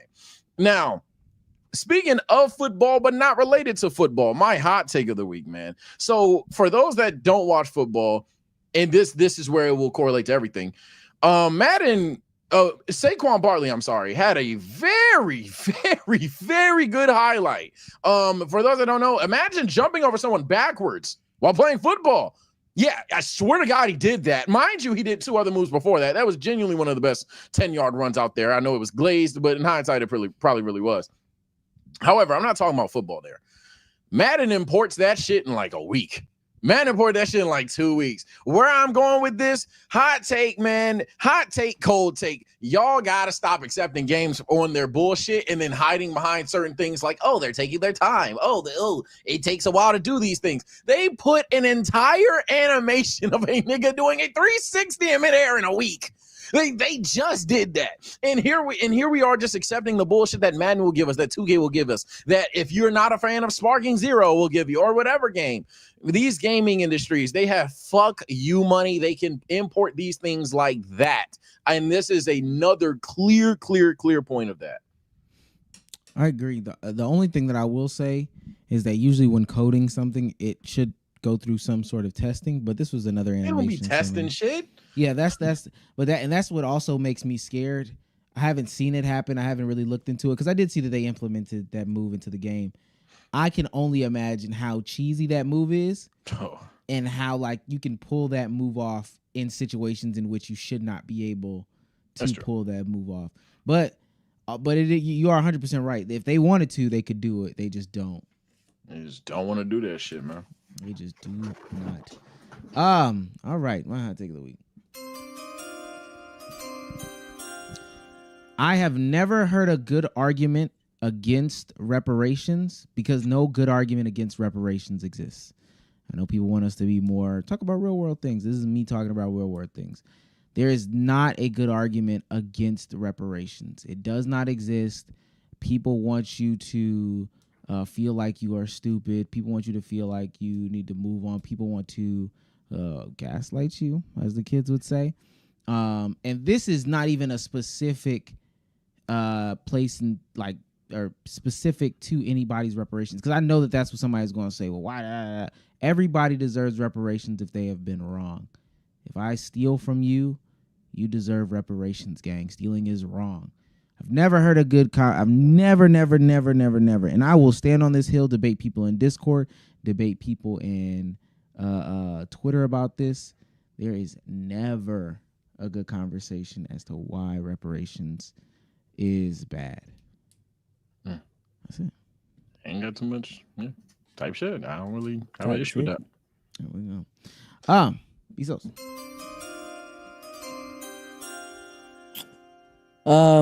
The LA Clippers have the worst fans in the NBA, and the Intuit Dome sucks. Oh, damn. They love that jump, apparently. Yeah, it's because they get paid to love it, Sage. All right.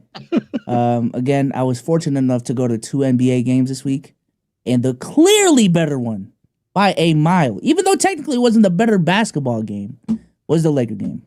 I am sorry. The Intuit Dome sucks.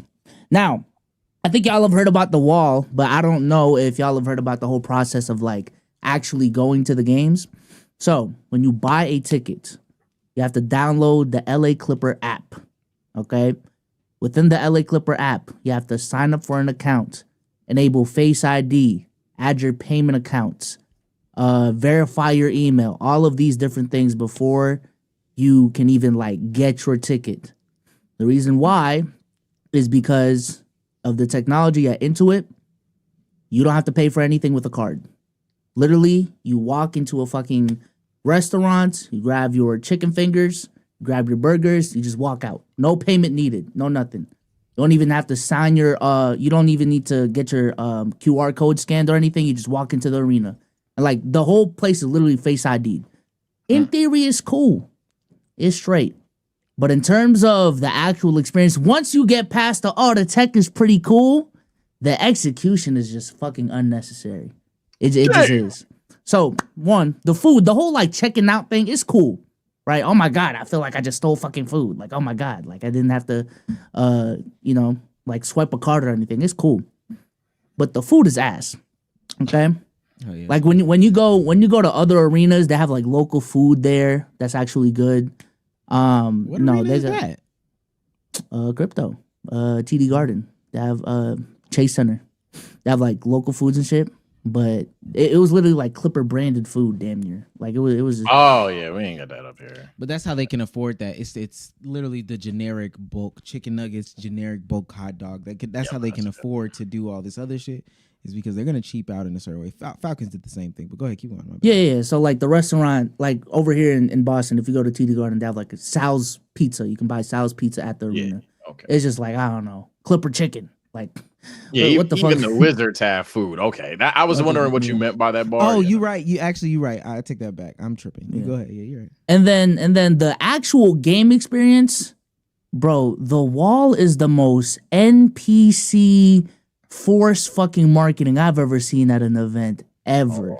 It's not lit in person. It's not. I think the technology and the concept around Intuit works if there's an actual fan base, but they don't. Sage, like I'm really not trying to shit on them, but they don't, bro. I went to a Warriors Clippers game and it literally felt like I was at a fucking Warriors game. James Harden was getting booed out the gym audibly, like shit was bad. So again, the experiences would be good if like there were actual Clipper fans, like they had a real solid fan base. But without that, it's just gimmicky. Like literally, it just felt gimmicky. Like also the parking, like, and then compare that to when I went to crypto the day after. Again, the tech was cool, but bro, can I just get to the person, have them sign my barcode, and just go on about my day? Like, can I just get good food, get to my seat? The arena was, I don't know, bro. Like some things don't need new tech. Is my ultimate hot take. You don't need to try hard to add new tech to shit that already like works. I wish I was remotely shocked, Bsolz, but I'm not gonna lie. I've said several takes, good, bad, great, and awful. Right. My brother, if there was one take and nobody cooked me for yet, is when I say Clipper fans don't exist. Half of them just don't like the Lakers, and half of them are the I'm different kind of fan. So I told you they don't exist. Hey, Chad, if you're a Clippers fan, go ahead and speak. And I guarantee you we have not met whoever's about to say yes in person. So like they're not real. They're not real. They never have or will be real. They are like 10 people. Tops. Put it this way, I think when the Warriors moved from Oracle to Chase, if the same tech, they implemented the same tech, it would translate so much better because Warriors fans are real. Like, I don't want to be fucking mean, but they are real and they will show out and the wall would actually have its effect. But when you don't, like, you live in, this is the LA team, this is Lakerland, all this different thing. As long as you're in LA, that will always be Lakers town, and that'll not change. I'm sorry, bro. I'm sorry. It was cultivated when Kawhi and Paul George gave them hope of beating the Lakers. The Laker haters have always existed. The second the Clippers fell off, Kawinky Dinky, we're saying they're not real again. I told y'all off rip. That's all. The only Clipper fan I know is from Alabama, bro. Like, oh my God. Actually, no, a Clippers fan. Shout out Alvini, man. I think one of the problems too is like it's another Band-Aid. Like these billionaires and these big owners be putting Band-Aids on shit, and you can't say nothing because you're smaller and you're lower on the rung. And what does it matter? Like I think, like Bsolz said, I think all that stuff is cool. Like from a nerd's perspective, I was looking at the development of Intuit for a long time. Like when they broke ground, when they put the little outdoor basketball goal in there, the Bluetooth, the lights on the seats, the shit coming from the ceiling, the t-shirts coming from the ceilings, the USB chargers. Like I know all about that. Does that make the genuine fan experience any better? Are you putting butts in seats? Like I think the concept for a concert, like I think concerts there will probably go crazy. Yeah. But from a Clippers perspective, I don't think that is something that's going to draw people there. And it's just a Band-Aid on the whole thing. I understand why Steve Ballmer did it, But that's not the thing that's going to make you grow a legitimate fan base. The only thing that it's going to do is make other players look at other owners and say, why isn't our stuff like this? Why isn't our facility like this? And then it's going to make it harder for people to compete in things like free agency. Not that they'll choose to go to the Clippers, but because somebody else will replicate it that's a better team and has a better fan base. And then the team that can't afford to do it will be like, and I'm not caping for billionaires in this regard, but it is what it is. The shock value is there. Don't get me wrong. Like when I walked in and I seen the big ass basketball court. Side note, I would never want to play on that basketball court. Like again, it's cool, but literally a basketball court with like hundreds of people on it, and you can't even get a fucking ball and shoot around properly. Like what the fuck is this, bro? Where did the balls come from?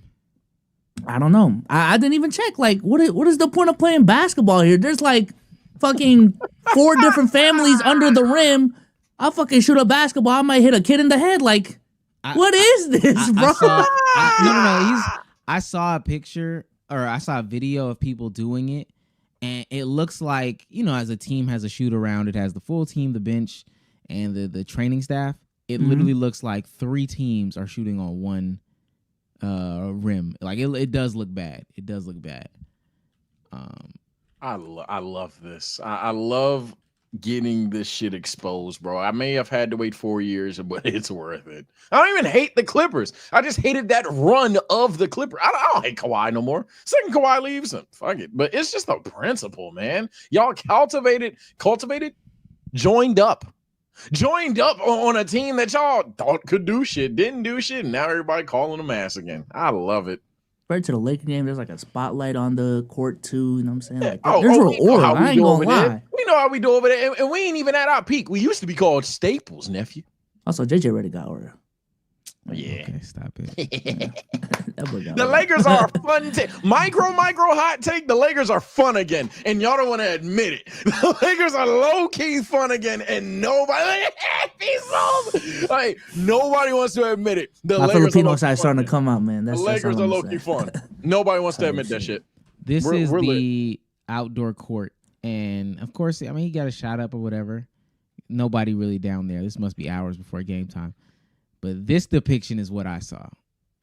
Yes, it's literally like that. Also, the Uber situation. Oh my god, this is what. Oh my god, there's so many things wrong. I fucking hate about Intuit, dog. Like you gotta walk like fucking 3 miles to get to the Uber station where you gotta like order Ubers at, bro. Like, oh my god. Oh, you have to be at a specific spot to order? Yeah, they have a specific like parking garage for Ubers to pull up in. Then you gotta tell them like which lane. Like they got people actually there. Shit, like I'm going to a restaurant. Fuck that. Not like it's mad annoying, bro. I just wonder if people actually run. Look at this shit. I just want to know if people actually run real games. Like, dude, would you want to play basketball in like? And that's probably like before the game even starts, bro. Like, this look like the dunes in 2K. It's just a bunch of people on the court. You're just trying to get your badges real quick. If someone makes that one shot, everybody storms the court. Yeah. Oh, mind you, I don't hate Cali for real. My second favorite state, but boy, Intuit sucks. That's chopped. That's super chopped right there. To continue down the pathogen way. Remember, A and Q is what is the worst birthday gift you've ever gotten?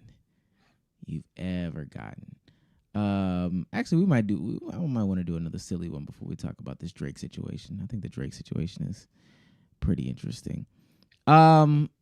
This is a video. Is this the video? Yeah, this is the video. I think that this is an interesting video. Black Boy Max had a conversation about, faze and the type of women they attract. And we might glaze here, but I think that this was just an interesting conversation.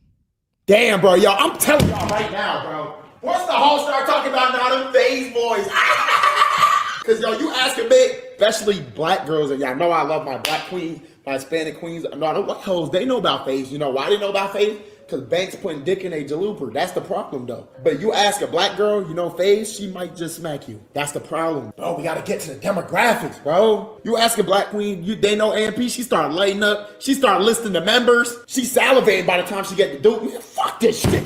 This is what I'm talking about, bro. Oh, my God. We got to hit demographics, bro. I'm telling you, it's the truth. It's the truth, bro. Think about it, bro. Type shit. Okay, now you gotta hit demographics. Okay. This is Bammy's, one of the few women in the actual community. Young Bammy's. Says, before I give my opinion on this, can my black female followers who watch streamers give their opinion as to why faze doesn't appeal to the black female demographic? If y'all had to guess. I wouldn't know. I'm not even trying to face it. I just don't watch the content, so I genuinely wouldn't know. Let me keep reading before Bsolz says why they don't reach the black women. Bammy says, I just feel like faze doesn't do content with black females, and the time they did, the chat was very racist and mean, but also faze started out with mostly white people. So yeah, I was they gonna are ask how many still members. around to support, and I'm not gonna lie, I didn't even know Max liked anything other than Hispanic queens or Silky. There was also a time Lacey was with Neon and straight say he don't like black girls. I don't know how me asking the same question Max asked in the videos getting me hate, and that I'm crying, and I didn't even say anything negative. Yeah, how many black people are in faze? I guess 2. Rage, three. Silky, Max. Yeah, Rage, Silky, Rage and Silky kind of have already had their own brand, so yeah, that might be it. That people view them as faze got Rage, faze got Silky, and then I was like, okay, but faze is still maybe. I'm just guessing. I don't watch the I'm trying, man. I'm trying not to sell the clip. I just don't watch it. I don't really watch streams as much as I used to. I'm a sound typical here, keep it a buckers. Have your jokes. I'll be watching, like, you know what I'm saying, my fellow weaves, the niggas that I could potentially talk to, get to know, collab, things of that nature. No, fuck with Hollywood, man. They live in Hollywood, man. It's cool. You can say it. They also are in Hollywood, right? I'm gonna read some of the women's responses because them niggas is racist and don't like black women. I personally don't watch faze because I don't like watching corny white men. AMP is full of successful, funny, and handsome black men. Crazy glaze, but somebody else says also, I dead ass feel like the worst thing that could have happened to the new phase was them moving out of Miami to LA. I dead ass feel like they would have stayed in Miami, did lots of IRL content mixed with streaming. They could have reached the new demo for real. Let me say this. I don't even really know what Max is expecting. I mean, first of all, there's more black people in AMP. They also have an older demographic. They seem to be more mature. AMP? Yeah, AMP seems to be more mature than FaZe. Solely off the back of like Duke. Based on clips, yeah, I suppose so. And Agent has this perception of being mature too, although Agent partakes in some of the young people activities, but I think I know that they perceive Agent as being more mature. Davis as well, but that's because Davis doesn't do content, and I'm also in the fandom community, so that's what they be saying too. But also what she said is true about people not liking the white people being racist towards the black people, perceived white people. I do want to ask y'all about us though. Why do y'all think that we don't have the audience? I don't even think we make the type of content women would watch, but why do you think that we don't have? Well, I was just about to say on like the whole. I don't want to. Well, I'm gonna throw. Fuck it. I'm gonna throw face on bail here. I think streaming as a whole just isn't welcoming to women. Especially like, well, not especially, but we've had conversations about the WL space as a whole not being welcoming to women. So while AMP compared to FaZe does have a stronger female audience, is it a strong female audience, period? I still would say no. Would y'all disagree? Like, it's still predominantly men. Yeah, for sure. But apparently, Duke says that his female audience is like over 30%, which I don't. That's crazy. That's insane. This nigga. But at that point, hey, Duke may just be the outlier, like out of everyone. You know what I'm saying? And I think even within FaZe, is there a different, like, is Max's audience different from FaZe's audience as a whole? And if Max's audience isn't, then maybe the problem is like with Max's content. I don't know. Maybe I even phrased that wrong. But no, I mean, I ultimately agree. Like, it's it's funny because, and I'm not saying that Max said this, but it's funny when men do stuff in the attempts to impress women or try to get women to notice them or whatever, and then ultimately like it doesn't happen, and so now they're just silly. I think that's kind of funny. Okay, but so why do y'all feel like women don't watch Let's Keep It a Buck? Let me go find our metrics for Let's Keep It a Buck too, to kind of give some validity as to what I'm saying. Patch, dude. You know, women don't like us. Me saying women don't like us is crazy, right? Is that crazy? I mean, am I ugly? I mean, saying In the last 28 days that we've dropped, we are now down to 1.9% female audience. Well, We just us? talk about the shit they care about. I'm about to say why we don't have women's here. Yeah, Bsolz. Yeah, low key, we don't talk about the shit that they might care about. I mean, election season maybe should be something that would have got those numbers up. But outside of that, and we didn't even dive too deep into that.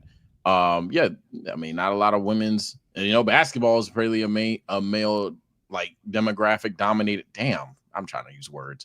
A lot of guys watch basketball, and we have a couple of our basketball clips. Yes, we talk about other shit as well, but yeah, that's not gonna help. And then I mean, the other shit we do talk about, I don't think is necessarily, you know, not necessarily has to be on some hot girl shit, but it's just things they may or may not really give a fuck about. Who do y'all think out of all three of us has the highest women demographic? You. I have a good amount that join my streams, but to be fair, I bring women on my channel, so that's why kind of cheating. All right, so let's do this. I'm gonna say it's kind of cheating. So everybody pull up their analytics right now. Analytics, but audience. It's probably Omar on YouTube. Analytics, audience. No, I'm not gonna lie, my number is kind of crazy. My numbers actually might be good on like Instagram, but it's for a different reason. Because you handsome. It's also Instagram. So hand me some. Yo, okay, brother. Okay.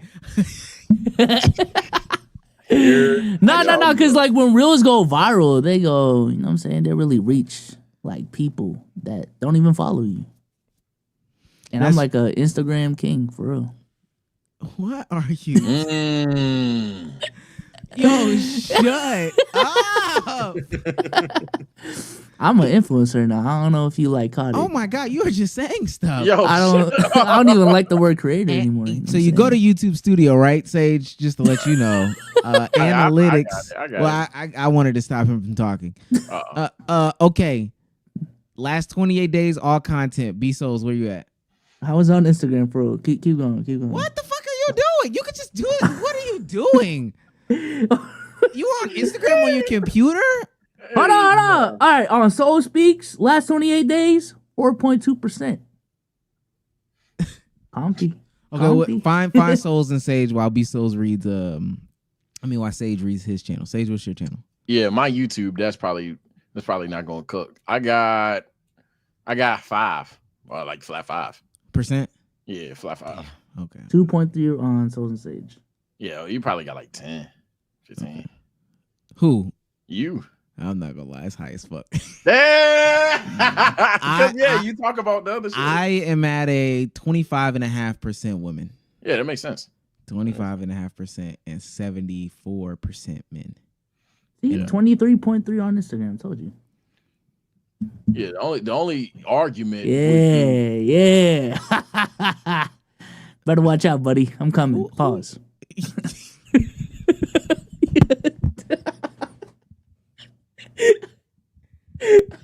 You need help. What is wrong with you? You need help, man. Yo, the only conversation is weirdly enough my Twitch streams, because I be saying there's none, and then every now and then someone will pop up in Discord, or like I said, when I bring people on, their friends may watch it or whatever. So my Twitch is unironically my best, but I probably doubt it too. So yeah, it's not fucking 20%. Yeah, 25 is actually kind of crazy. Yeah. I'm our Duke Dennis. No glaze. What type of content like drives the most the Halle Bailey shit, huh? For me, I just looked at the Sky Jackson celebrity worship video. That did like 21%. I think I'm a chill guy, so I understand it now. yeah, I think Still a guy who understands it. I think that like just whatever. Sometimes you do gotta drop like a pander.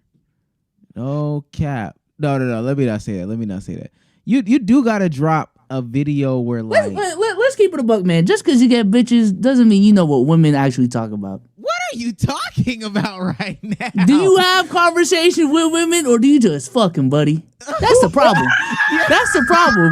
Y'all don't gotta focus on like what women really care about. Yeah. Hot take of the week. This is off me getting engaged, right? This I'm not allowed to say. We just said congratulations. He got engaged. Wait, what that got to do with Omar? I'm just talking about in general. Just in general. Yeah, I'm Oh, talking about okay. creators who don't got like a female audience, but maybe good looking. Because he fucks bitches that man. No. crashed out. No. You thought I was attacking Omar? Yes, no. I was saying that would have been a genuine I was crash out. answering the question as to why certain content creators, good looking or not, just don't have a high women audience. Yeah, I thought he was saying honestly, and really, y'all aren't attractive to women. Like y'all are conventionally attractive facially, and we're just talking about general, right? Y'all are You just worded it better. All right, my bad. No, it's cool. It's cool, brother. It's cool. It didn't even word it wrong. It's just like you timed it wrong. It made it seem like you were talking about. You guys just aren't attractive to women. Now, don't get me wrong. Oh no, you said it better. It sounded like you were talking to him. Yeah, I was trying to get the clip. Y'all can be conventionally attractive, but y'all just don't do things that like these people would enjoy. And honestly, you really only fit one demographic if we being honest with you. And it's just, you got to talk about your one demographic, but you're not appealing to just a massive amount of even men in the conversation. Y'all talk about the same stuff over and over again, and it only hits with that demographic. But y'all don't do stuff. One, y'all don't do stuff that women like. And two, just like the behavior in the audience that you have. Did y'all see that one Kai clip from the other day where he had the masseuse on there? Oh, I did see that clip. That man, hey, like someone in the chat typed earlier, TTS ain't helping nobody. That's why I ain't got it. Semen alert in the chat ain't gonna help nobody. That's that's pretty. Let me play this for the people that don't know what I'm talking about. But yeah, the masseuse shit was like, and not Kai's not asking for this, but like why this isn't the case. But of course, this is why you wouldn't have a female audience, because this is what you do. How much for happy ending? Yo, Kai, she got a yacht finna make it clap. I'm not doing this anymore. Elon Musk here, just checking in. Yeah. This is intense. Yeah. Can we mute the TTS, please? Does the massage feel good, Kai? Can you mute that shit, please? I'm a professional. I just can't. It's too much. Damn. It's my chat. It's just like the trolls in the chat. Yeah. I know it's not your fault. Yeah, I apologize so much for even keeping it on, It's okay. But I just thought they'll get better, I mean, I was hoping, and I was like, all right, this is not getting better. Yeah, it's not getting better. I'm so sorry. I just like when I'm. Damn. And I ain't gonna lie, like that's cringy to like regular people, but that would be especially cringy to women. And it's ingrained in the community because like the mods can turn it on and off. I know for a fact some mod in Kai's chat laughing it the fuck up. Yeah, I was like, oh, let me play this because I know let me turn this on because I know we gonna get a clip off of this one. I know we gonna get a clip off of this one. Yeah. It's unfortunate too because I mean obviously at the end of the day he holds a responsibility, maybe whether it's because of the mod that you put in charge or he might have done it himself. I weren't watching the stream, but yeah, the worst part is it's all gonna go to him. In reality, it's the people that send it and then the person that was like, oh yeah, this is what we need here. So yeah, not every girl is with that shit, bro. In fact, majority aren't with that shit, bro. And even if they act like it on camera, off camera, they're like, yeah, that was fucking weird. That's happened. I'm speaking from first person experience. That's happened. They like I've had somebody sit right next to me, read a certain chat and then whisper, yo, what the fuck did you see that? I was like, yeah, the mod's gonna handle it. So it's not, it's just not normal. Nobody wants to read that shit all the time, chat. I do wonder, like, there's certain sectors of the internet that are still like male dominated from a creator standpoint, but they got big female audiences. Like, I don't know if y'all know about like the Noel Miller, Cody Ko side of the internet, like that side of commentary YouTube, but they got some pretty big female audiences, man. Noel Miller. I don't know who that is. Who knows? TMG, man, big TMG. Noel Miller, but I think it. Oh, okay, I know who this is, but it also depends on the content that they were making. I think it depends on the content that you're making and the way that you come off. I think older people can come off with some more, even though it's low brow, it could be a higher, lower brow version of some of this content. I do want to say in that conversation that Sage was just saying, like, the women aren't okay with that. I will argue that most people aren't okay with it, but because we are so ingrained in like online culture that it's okay. I want to ask y'all this because y'all know I wasn't really on the internet like that before, these opportunities presented itself. Did online conversations and the way that people talk online did that shit not scare y'all when y'all first like got into it?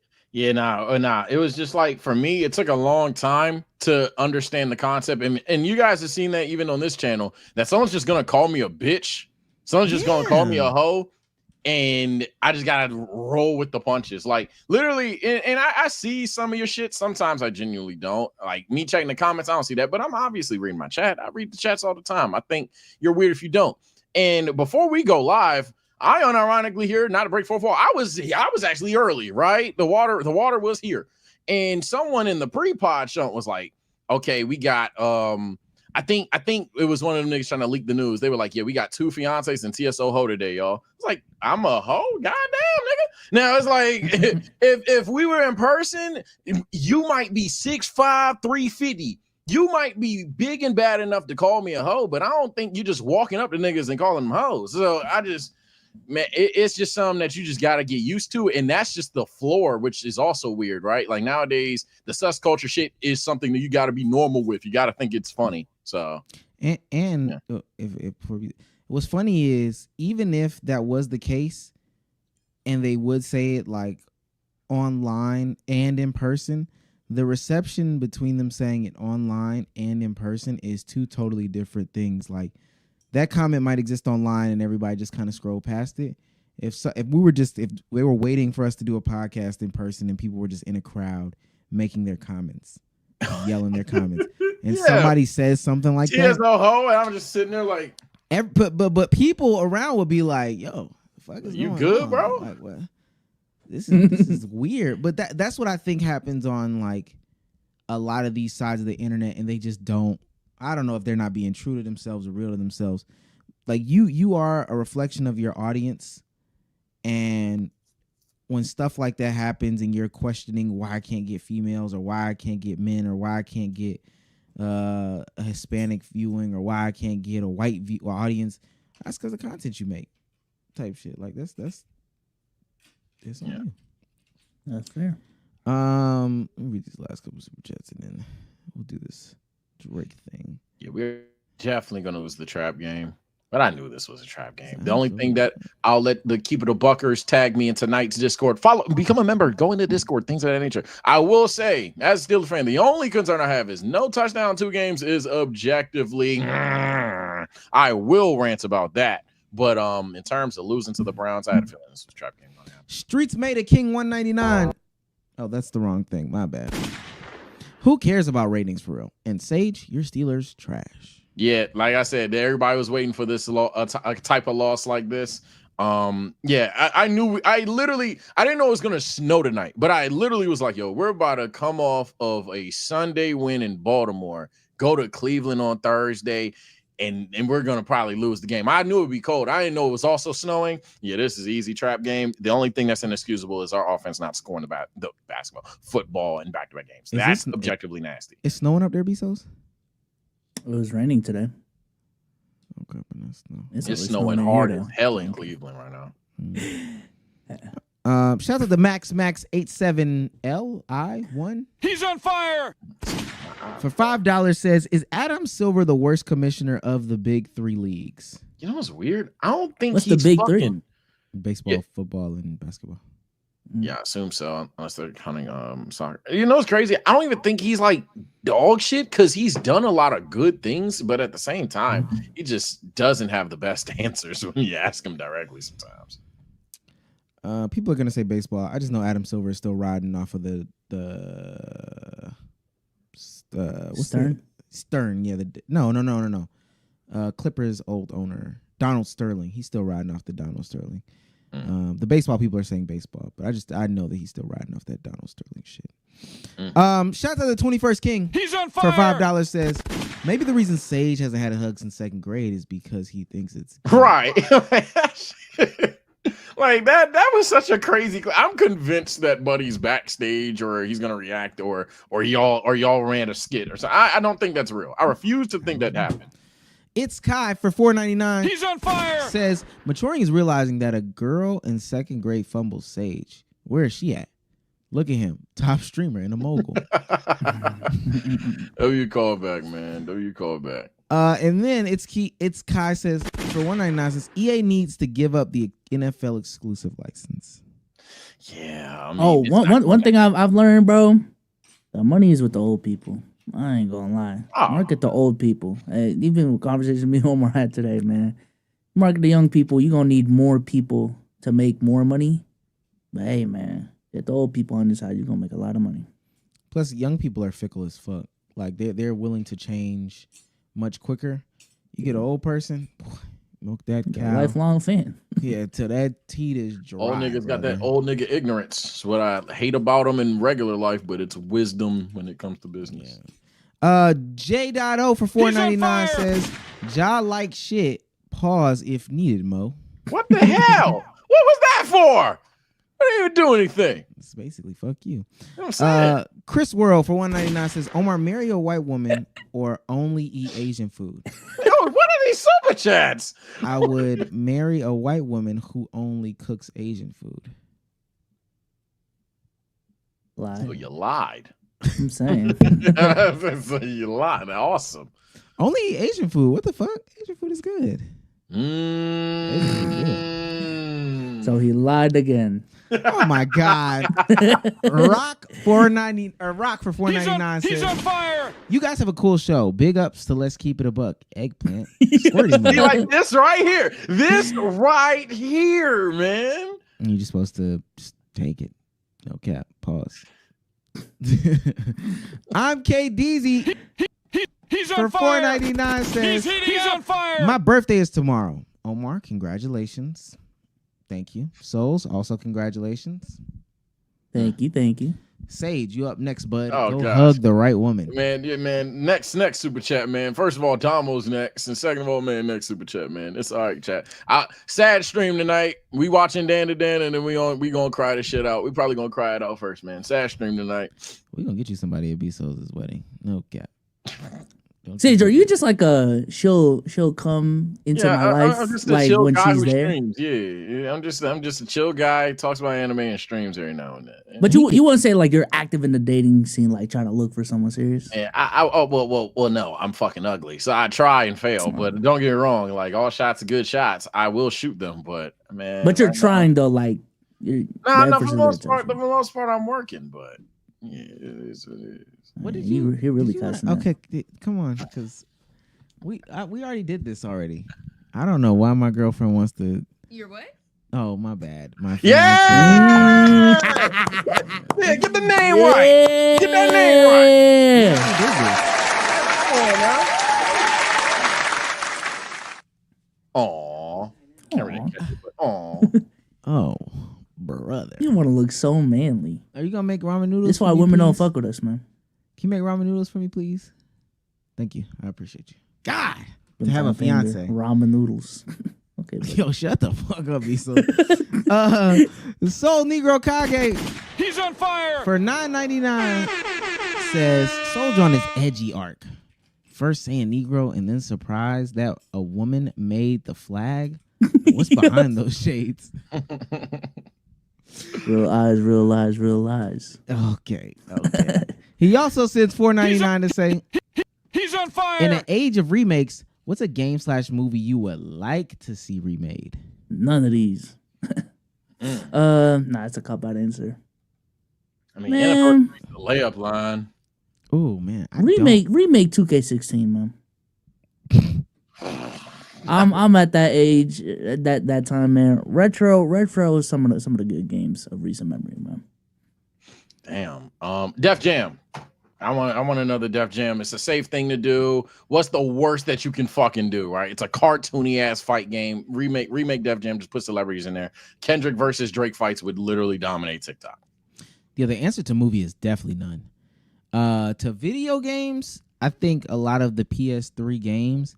However, when we say remade, because I was thinking Modern Warfare 2, but didn't they do they did an iteration of Modern Warfare 2, but it was also not Modern Warfare 2, if I'm not mistaken. Yeah. So just make that game. You know what I'm saying? Yeah, that's what I'm saying. Just make that game. Literally update the graphics. Yes, that's thank you. Update. Go get the old shit and just same engine, same everything. Yeah, buddy. just please for the love, same cheesy shit that they had to, and just Now, would you want the rosters updated, like for a sports game, or like same rosters from back in the day? No. We can. I mean, of course, update if we were doing sports games, update the roster. But the same. I don't know. Imagine they just release a retro 2K16 tomorrow with 2K16 rosters. Now, when you play my GM and go all the way up to 2025, Wemby gonna be there. This actual face game, that's gonna be cold. Oh my! But hey, man, drop me in 2015, bro. Nostalgia demon. Well, yeah, you want to go back to high school so bad. Oh my god, demon. Yeah. Put P's and Q's, and you was right on there as well. Go ahead and put no blocking on there. If we gonna do nostalgia, we gonna do it right. Okay. Bsolz. And I thought she was gonna be on my side too. Same roster. Well.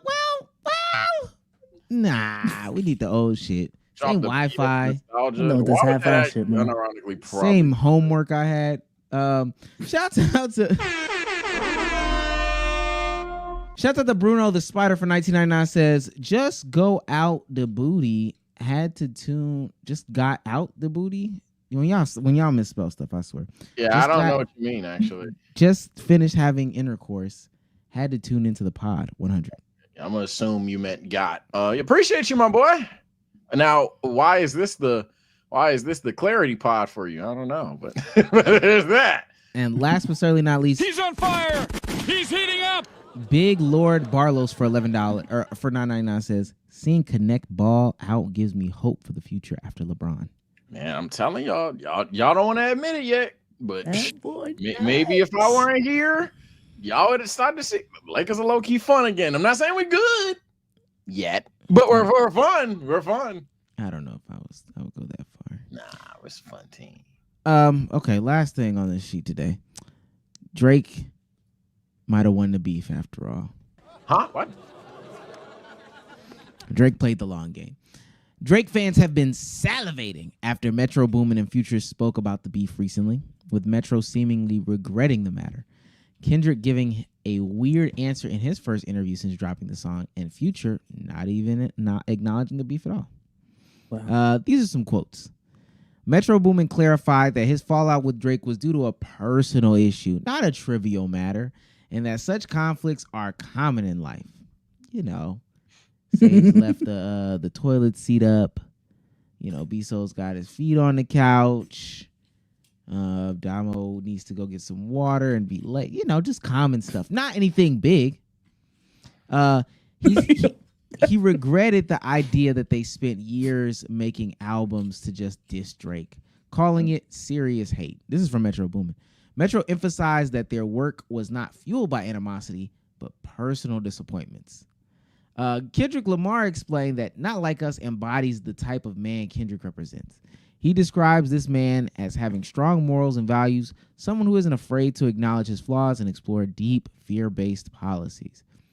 People interpreted this as Kendrick backing up on allegations, but Kendrick never explicitly says it isn't about Drake.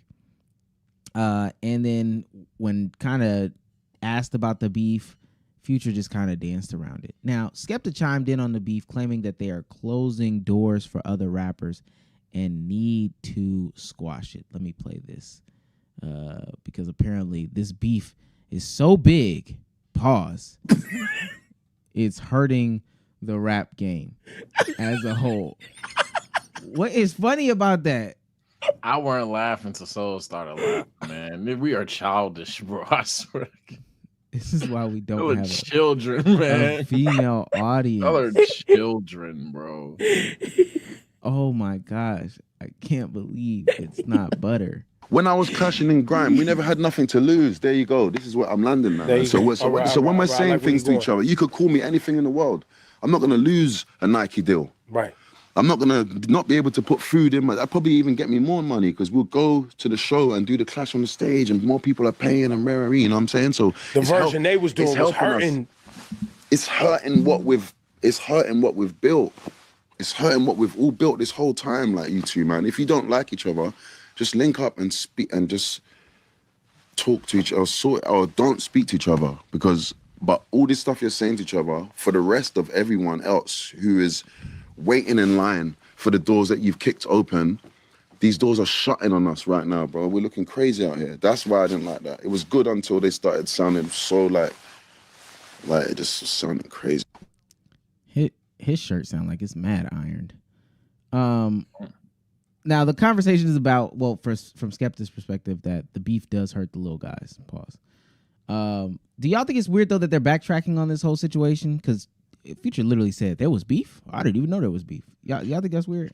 I mean, it was always kind of like a thing where what was heard doesn't need to be said, I suppose. Kind of weird, right? But that's ironically accurate.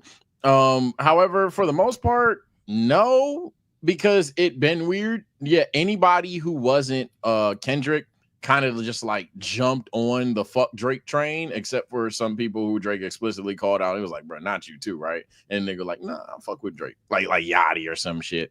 But like anybody, like when Drake was getting cooked, I'm not even an Aubrey Angel. I saw the shit though. I was like, oh damn, and now everybody got an opinion on him. So yeah, I'm not surprised that nobody is now that Kendrick's not continuously dropping songs, nobody is now still saying fuck Drake, this, that, and the third. That's not surprising to me. Man, that shit weird. What? It's been weird, so. I don't know if y'all remember how Metro was tweeting during the whole beef. Yeah. Come on, bro. Like, he was going crazy on Twitter.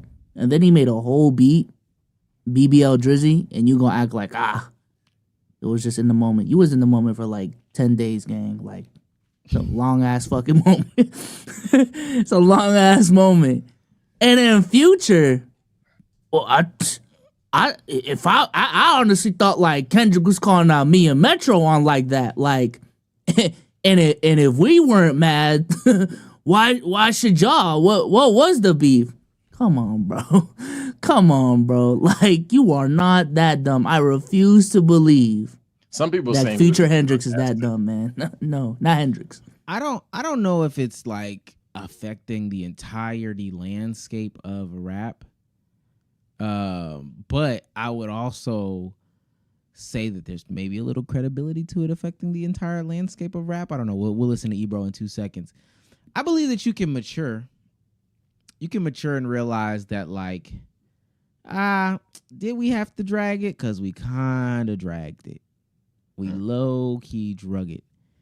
And I'm not even necessarily saying that's what they did, because they would be acknowledging, like, more people would be acknowledging that, like, yo, I just outright did some shit that I did not have to do. And that's not what all of them are doing. But I know it seems like it's a short time. I know it's not internet culture to do this, but people can apologize and people can grow. Boom. It's fine. Just don't say you didn't drag it. Like, there's a difference between saying, yeah, we kind of dragged it a little bit. Sorry about that, guys. Then, like, oh, we just never dragged it. Like, what are y'all talking about? Like, what beef? Like, come on, bro. There's a difference. Yeah, see a lot of people in the chat typing it. They're saying he was potentially sarcastic, trolling, anything like that. I don't know until I actually like hear it or see it or whatever the case. But yeah, I definitely think there's another way to apologize or call out that you were dragging it. I'll agree there. Now, I will say this, and y'all know we talk about the same topics weekly. This isn't us. This is Ebro this time. There is a conversation about hip hop being down, hip hop being down, and this may be one of the reasons as to why hip hop is down is because beef ain't good for business. That would at least that's beef can be that's what they say. Beef is not good for business, especially when we talk about in the grand scheme of things. For a short time, beef might be okay, but when we talk about how sustainable beef is, that was one of the things we talked about with Damo. Like, yo, is your beef sustainable, gang? Yo, stop, Bsolz, stop. I'm trying to pull this video up. Bsolz is 2. Why are you pulling that up? Bsolz is 2 years old. My bad. Is the beef sustainable? Is this something that Go get a water, man. I'll be right back. People won't have to divide themselves with. All right, I got the video up now.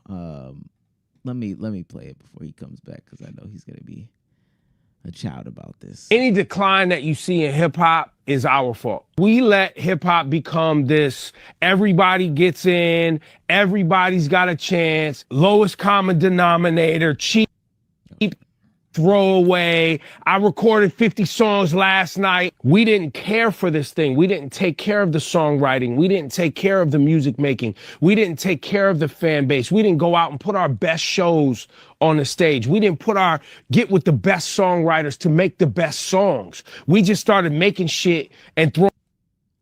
So on one end, Ebro is saying that they're letting everybody and anybody join hip hop.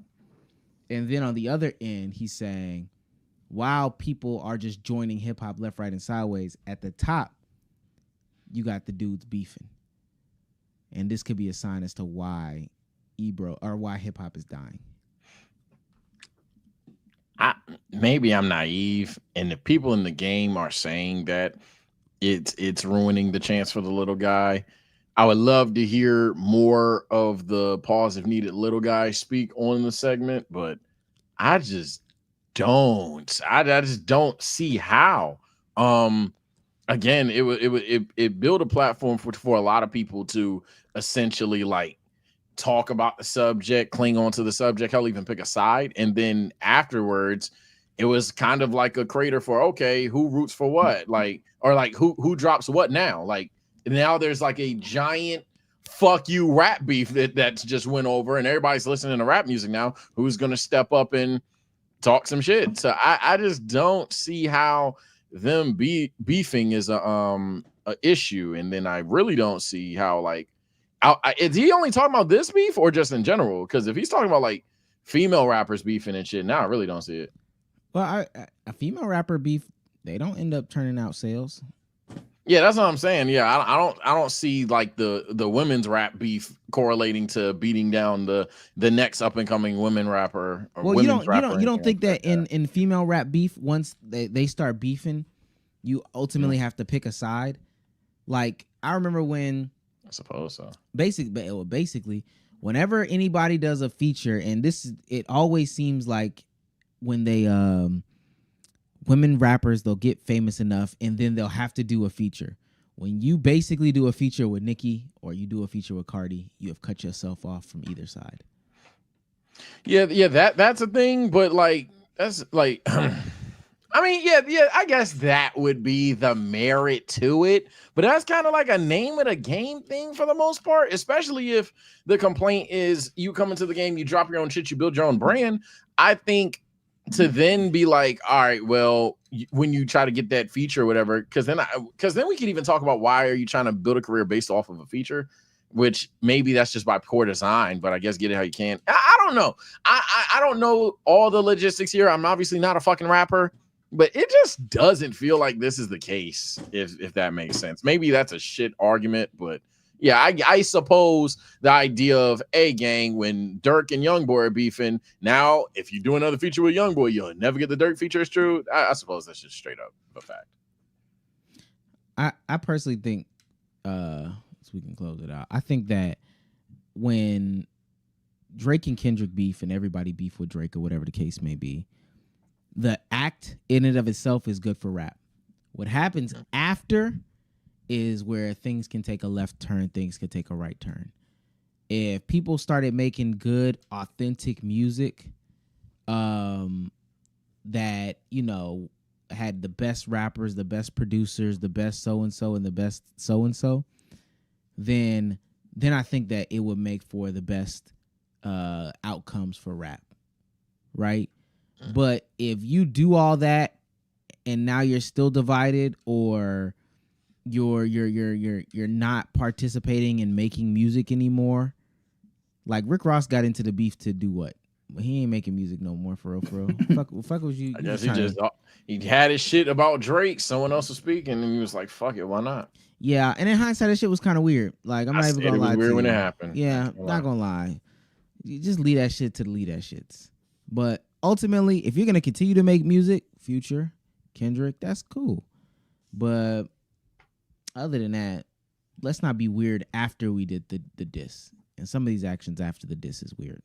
I just feel like there may just be like a bigger attention problem.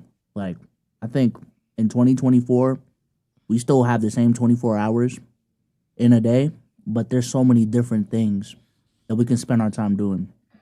Whether that's like on our phones, different apps, different media, even within that media, there's so many different artists that you can listen to now, because like it is more accessible to listen to different artists. So I wonder if like we just live in a world, at least on music, so I can point it to music, where like the small musician is like, it's easier for them to get like 1,000 plays a month, but that trickles down to like that attention still has to go somewhere. So the top level they're just not getting all the attention as much as they used to. So I don't know, bro. It's a slippery slope, but at the end of the day, the reason it's a slippery slope because there's a lot of unsaid details out there that we will never know. The slope do be slippering. Shouts out to Dorian Clayton for $2. Says, Sage, have you been writing your pen pal? I'm afraid of thugs. No, I'm terrified of thugs. And shouts out to Dios Mio for 1999, saying another 3-man pod. Damn, y'all good? Yeah, we straight, man. You know, shit happens, but like, yeah, we good. Yeah, we are great. We good. We didn't plan for it to be a 3-man, to be fair. Yeah, we plan to show up at the same time every single time. Bro is scared of women. I'm scared of women in jail. I think my girlfriend or my fiance. I want to talk to a jailbird, dog. My That was fiance crazy is doing shit. a great job, y'all. She made me ramen noodles. Ramen. Wait, is it beef or chicken?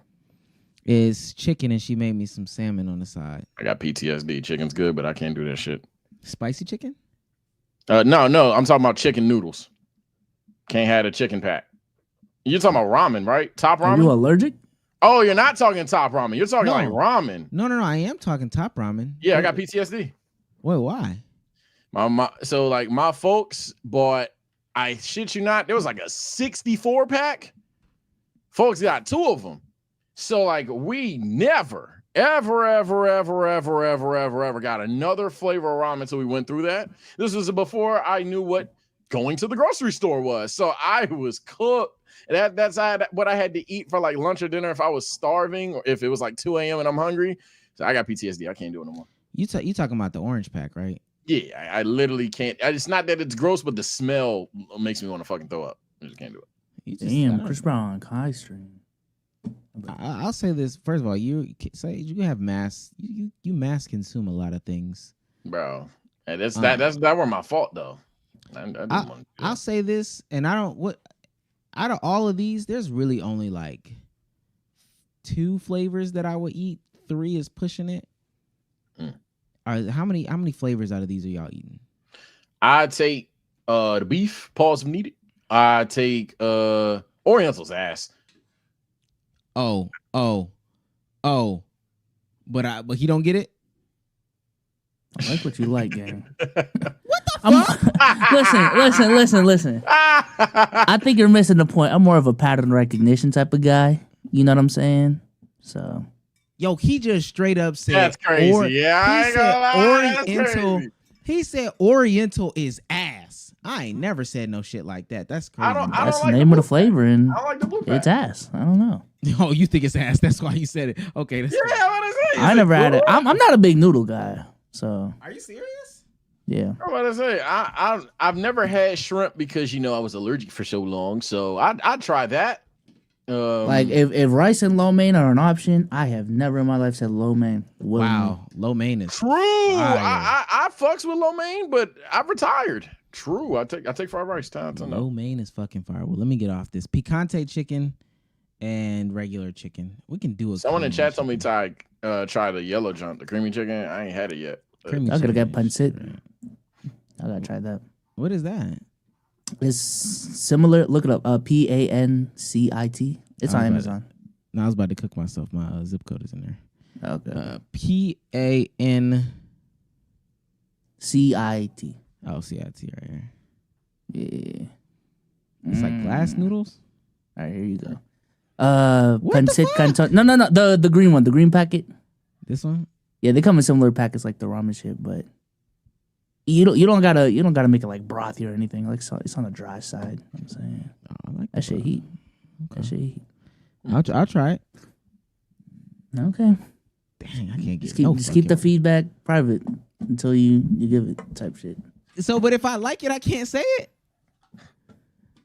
You can. That's what I'm saying. Like you can. Oh, but if I don't like it, don't say it. Hey man, I'm trying to help out your brand. Like I'm pretty. It's being tarnished by the pod. Like, By the pod is nuts. Damn, bro.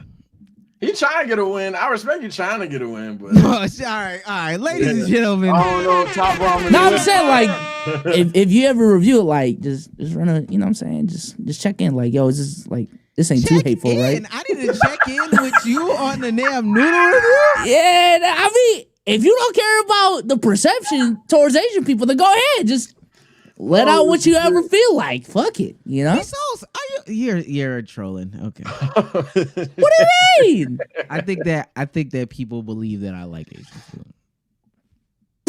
Chat, do you believe? Chat, yes or no? Do you believe Omar likes Asian food? Yeah, interception, pussy. Do you believe that Omar likes Asian food? Yes or no? You don't got to, and that's fine if you don't. Just stop acting like you do. That's my thing. No, hell no. See, doesn't say. Shout out to DLC. He's on fire. Says for $4.99 free Damo. You eating the Oriental noodles? Free Damo, man. Yeah, look. I think Oriental is low key like that's racist. Low key like how are you wrapping up Oriental into noodles? They don't have African American noodles. Like, come on. I wouldn't do that to my people. What?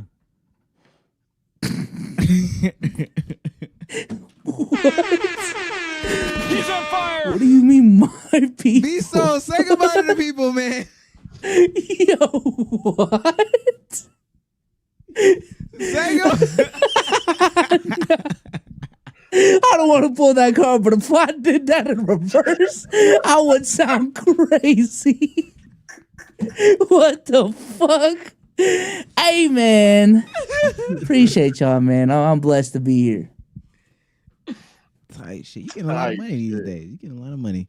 Shit, Sage, say goodbye to the people, man. All right, people. We will be streaming at TSR_Sage on Twitch, but we'll be crying about the fact that I'm truly going to be not only the last married, but still hugless since second grade. We've gone another year without a hug, and yeah, the shit hurts, man. So you say you're not trying, man. I'm not trying to hear that, man. You say you're not trying. I said I was, man. But when you get left on scene too many times, you know what I'm saying? When you go up, hey, how you doing? Boy, get the fuck away from me too many times. It's just like, damn, bro. So you know what I'm gonna do, man? We're gonna cry it out. We're gonna ball up top. We're gonna get better. We're gonna get this money. We're gonna become moguls and things of that nature. Sage actually gets like 2 hugs a week. I need y'all to know that. No, that's the real reason he's late. Throw hugs at that. So we gonna do that on the stream. We gonna cry it out. Then we gonna become chill guys. Watch the goon dan to dan, plan for plan, and then after that, ball up top. Whatever happens, happen.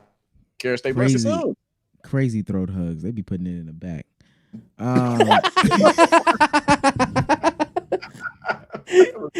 Crazy, bro.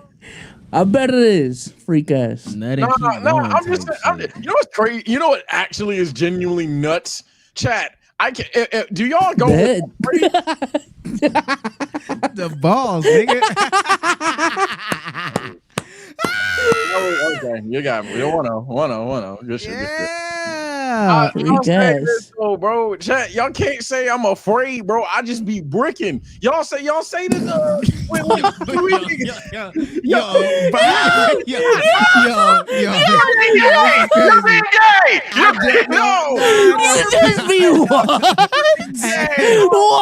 know you do. You get a lot of head, nigga. Oh Gripping on my balls. I gotta move. Shit.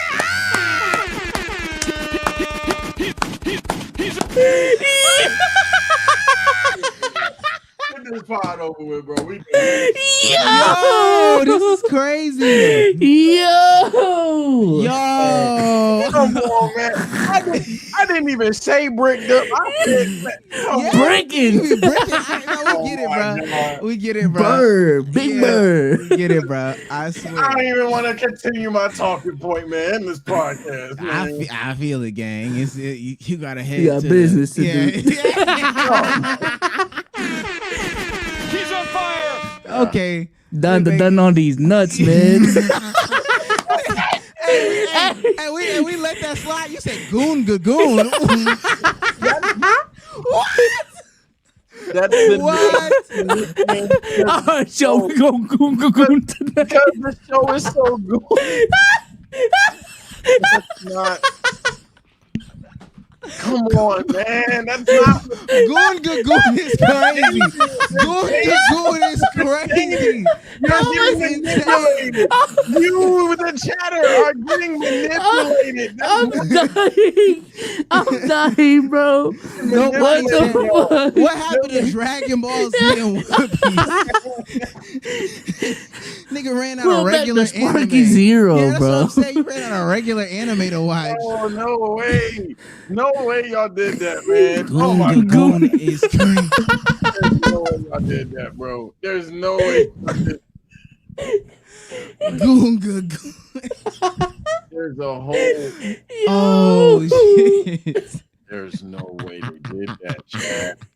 Shout out to you, man. Okay. Yo. Shout out to You've been what? I don't even want to talk no more, man. I had a whole gotcha point with what y'all be saying when we have female guests on, and now it's a whole different agenda. But I don't even want to.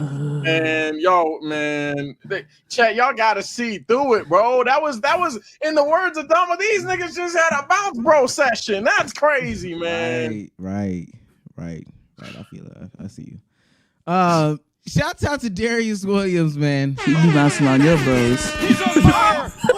Whoa. What the fuck? Yo, shouts out to Darius Williams. I think, hold on. We about to just. Shouts out to Darius Williams as the unofficial sponsor of the stream. I think this shit might have just ended. That was just gay. Did nobody hear that? Shouts out to Prize Picks. Shouts out to you don't gotta shout him out now, everybody who's be being here.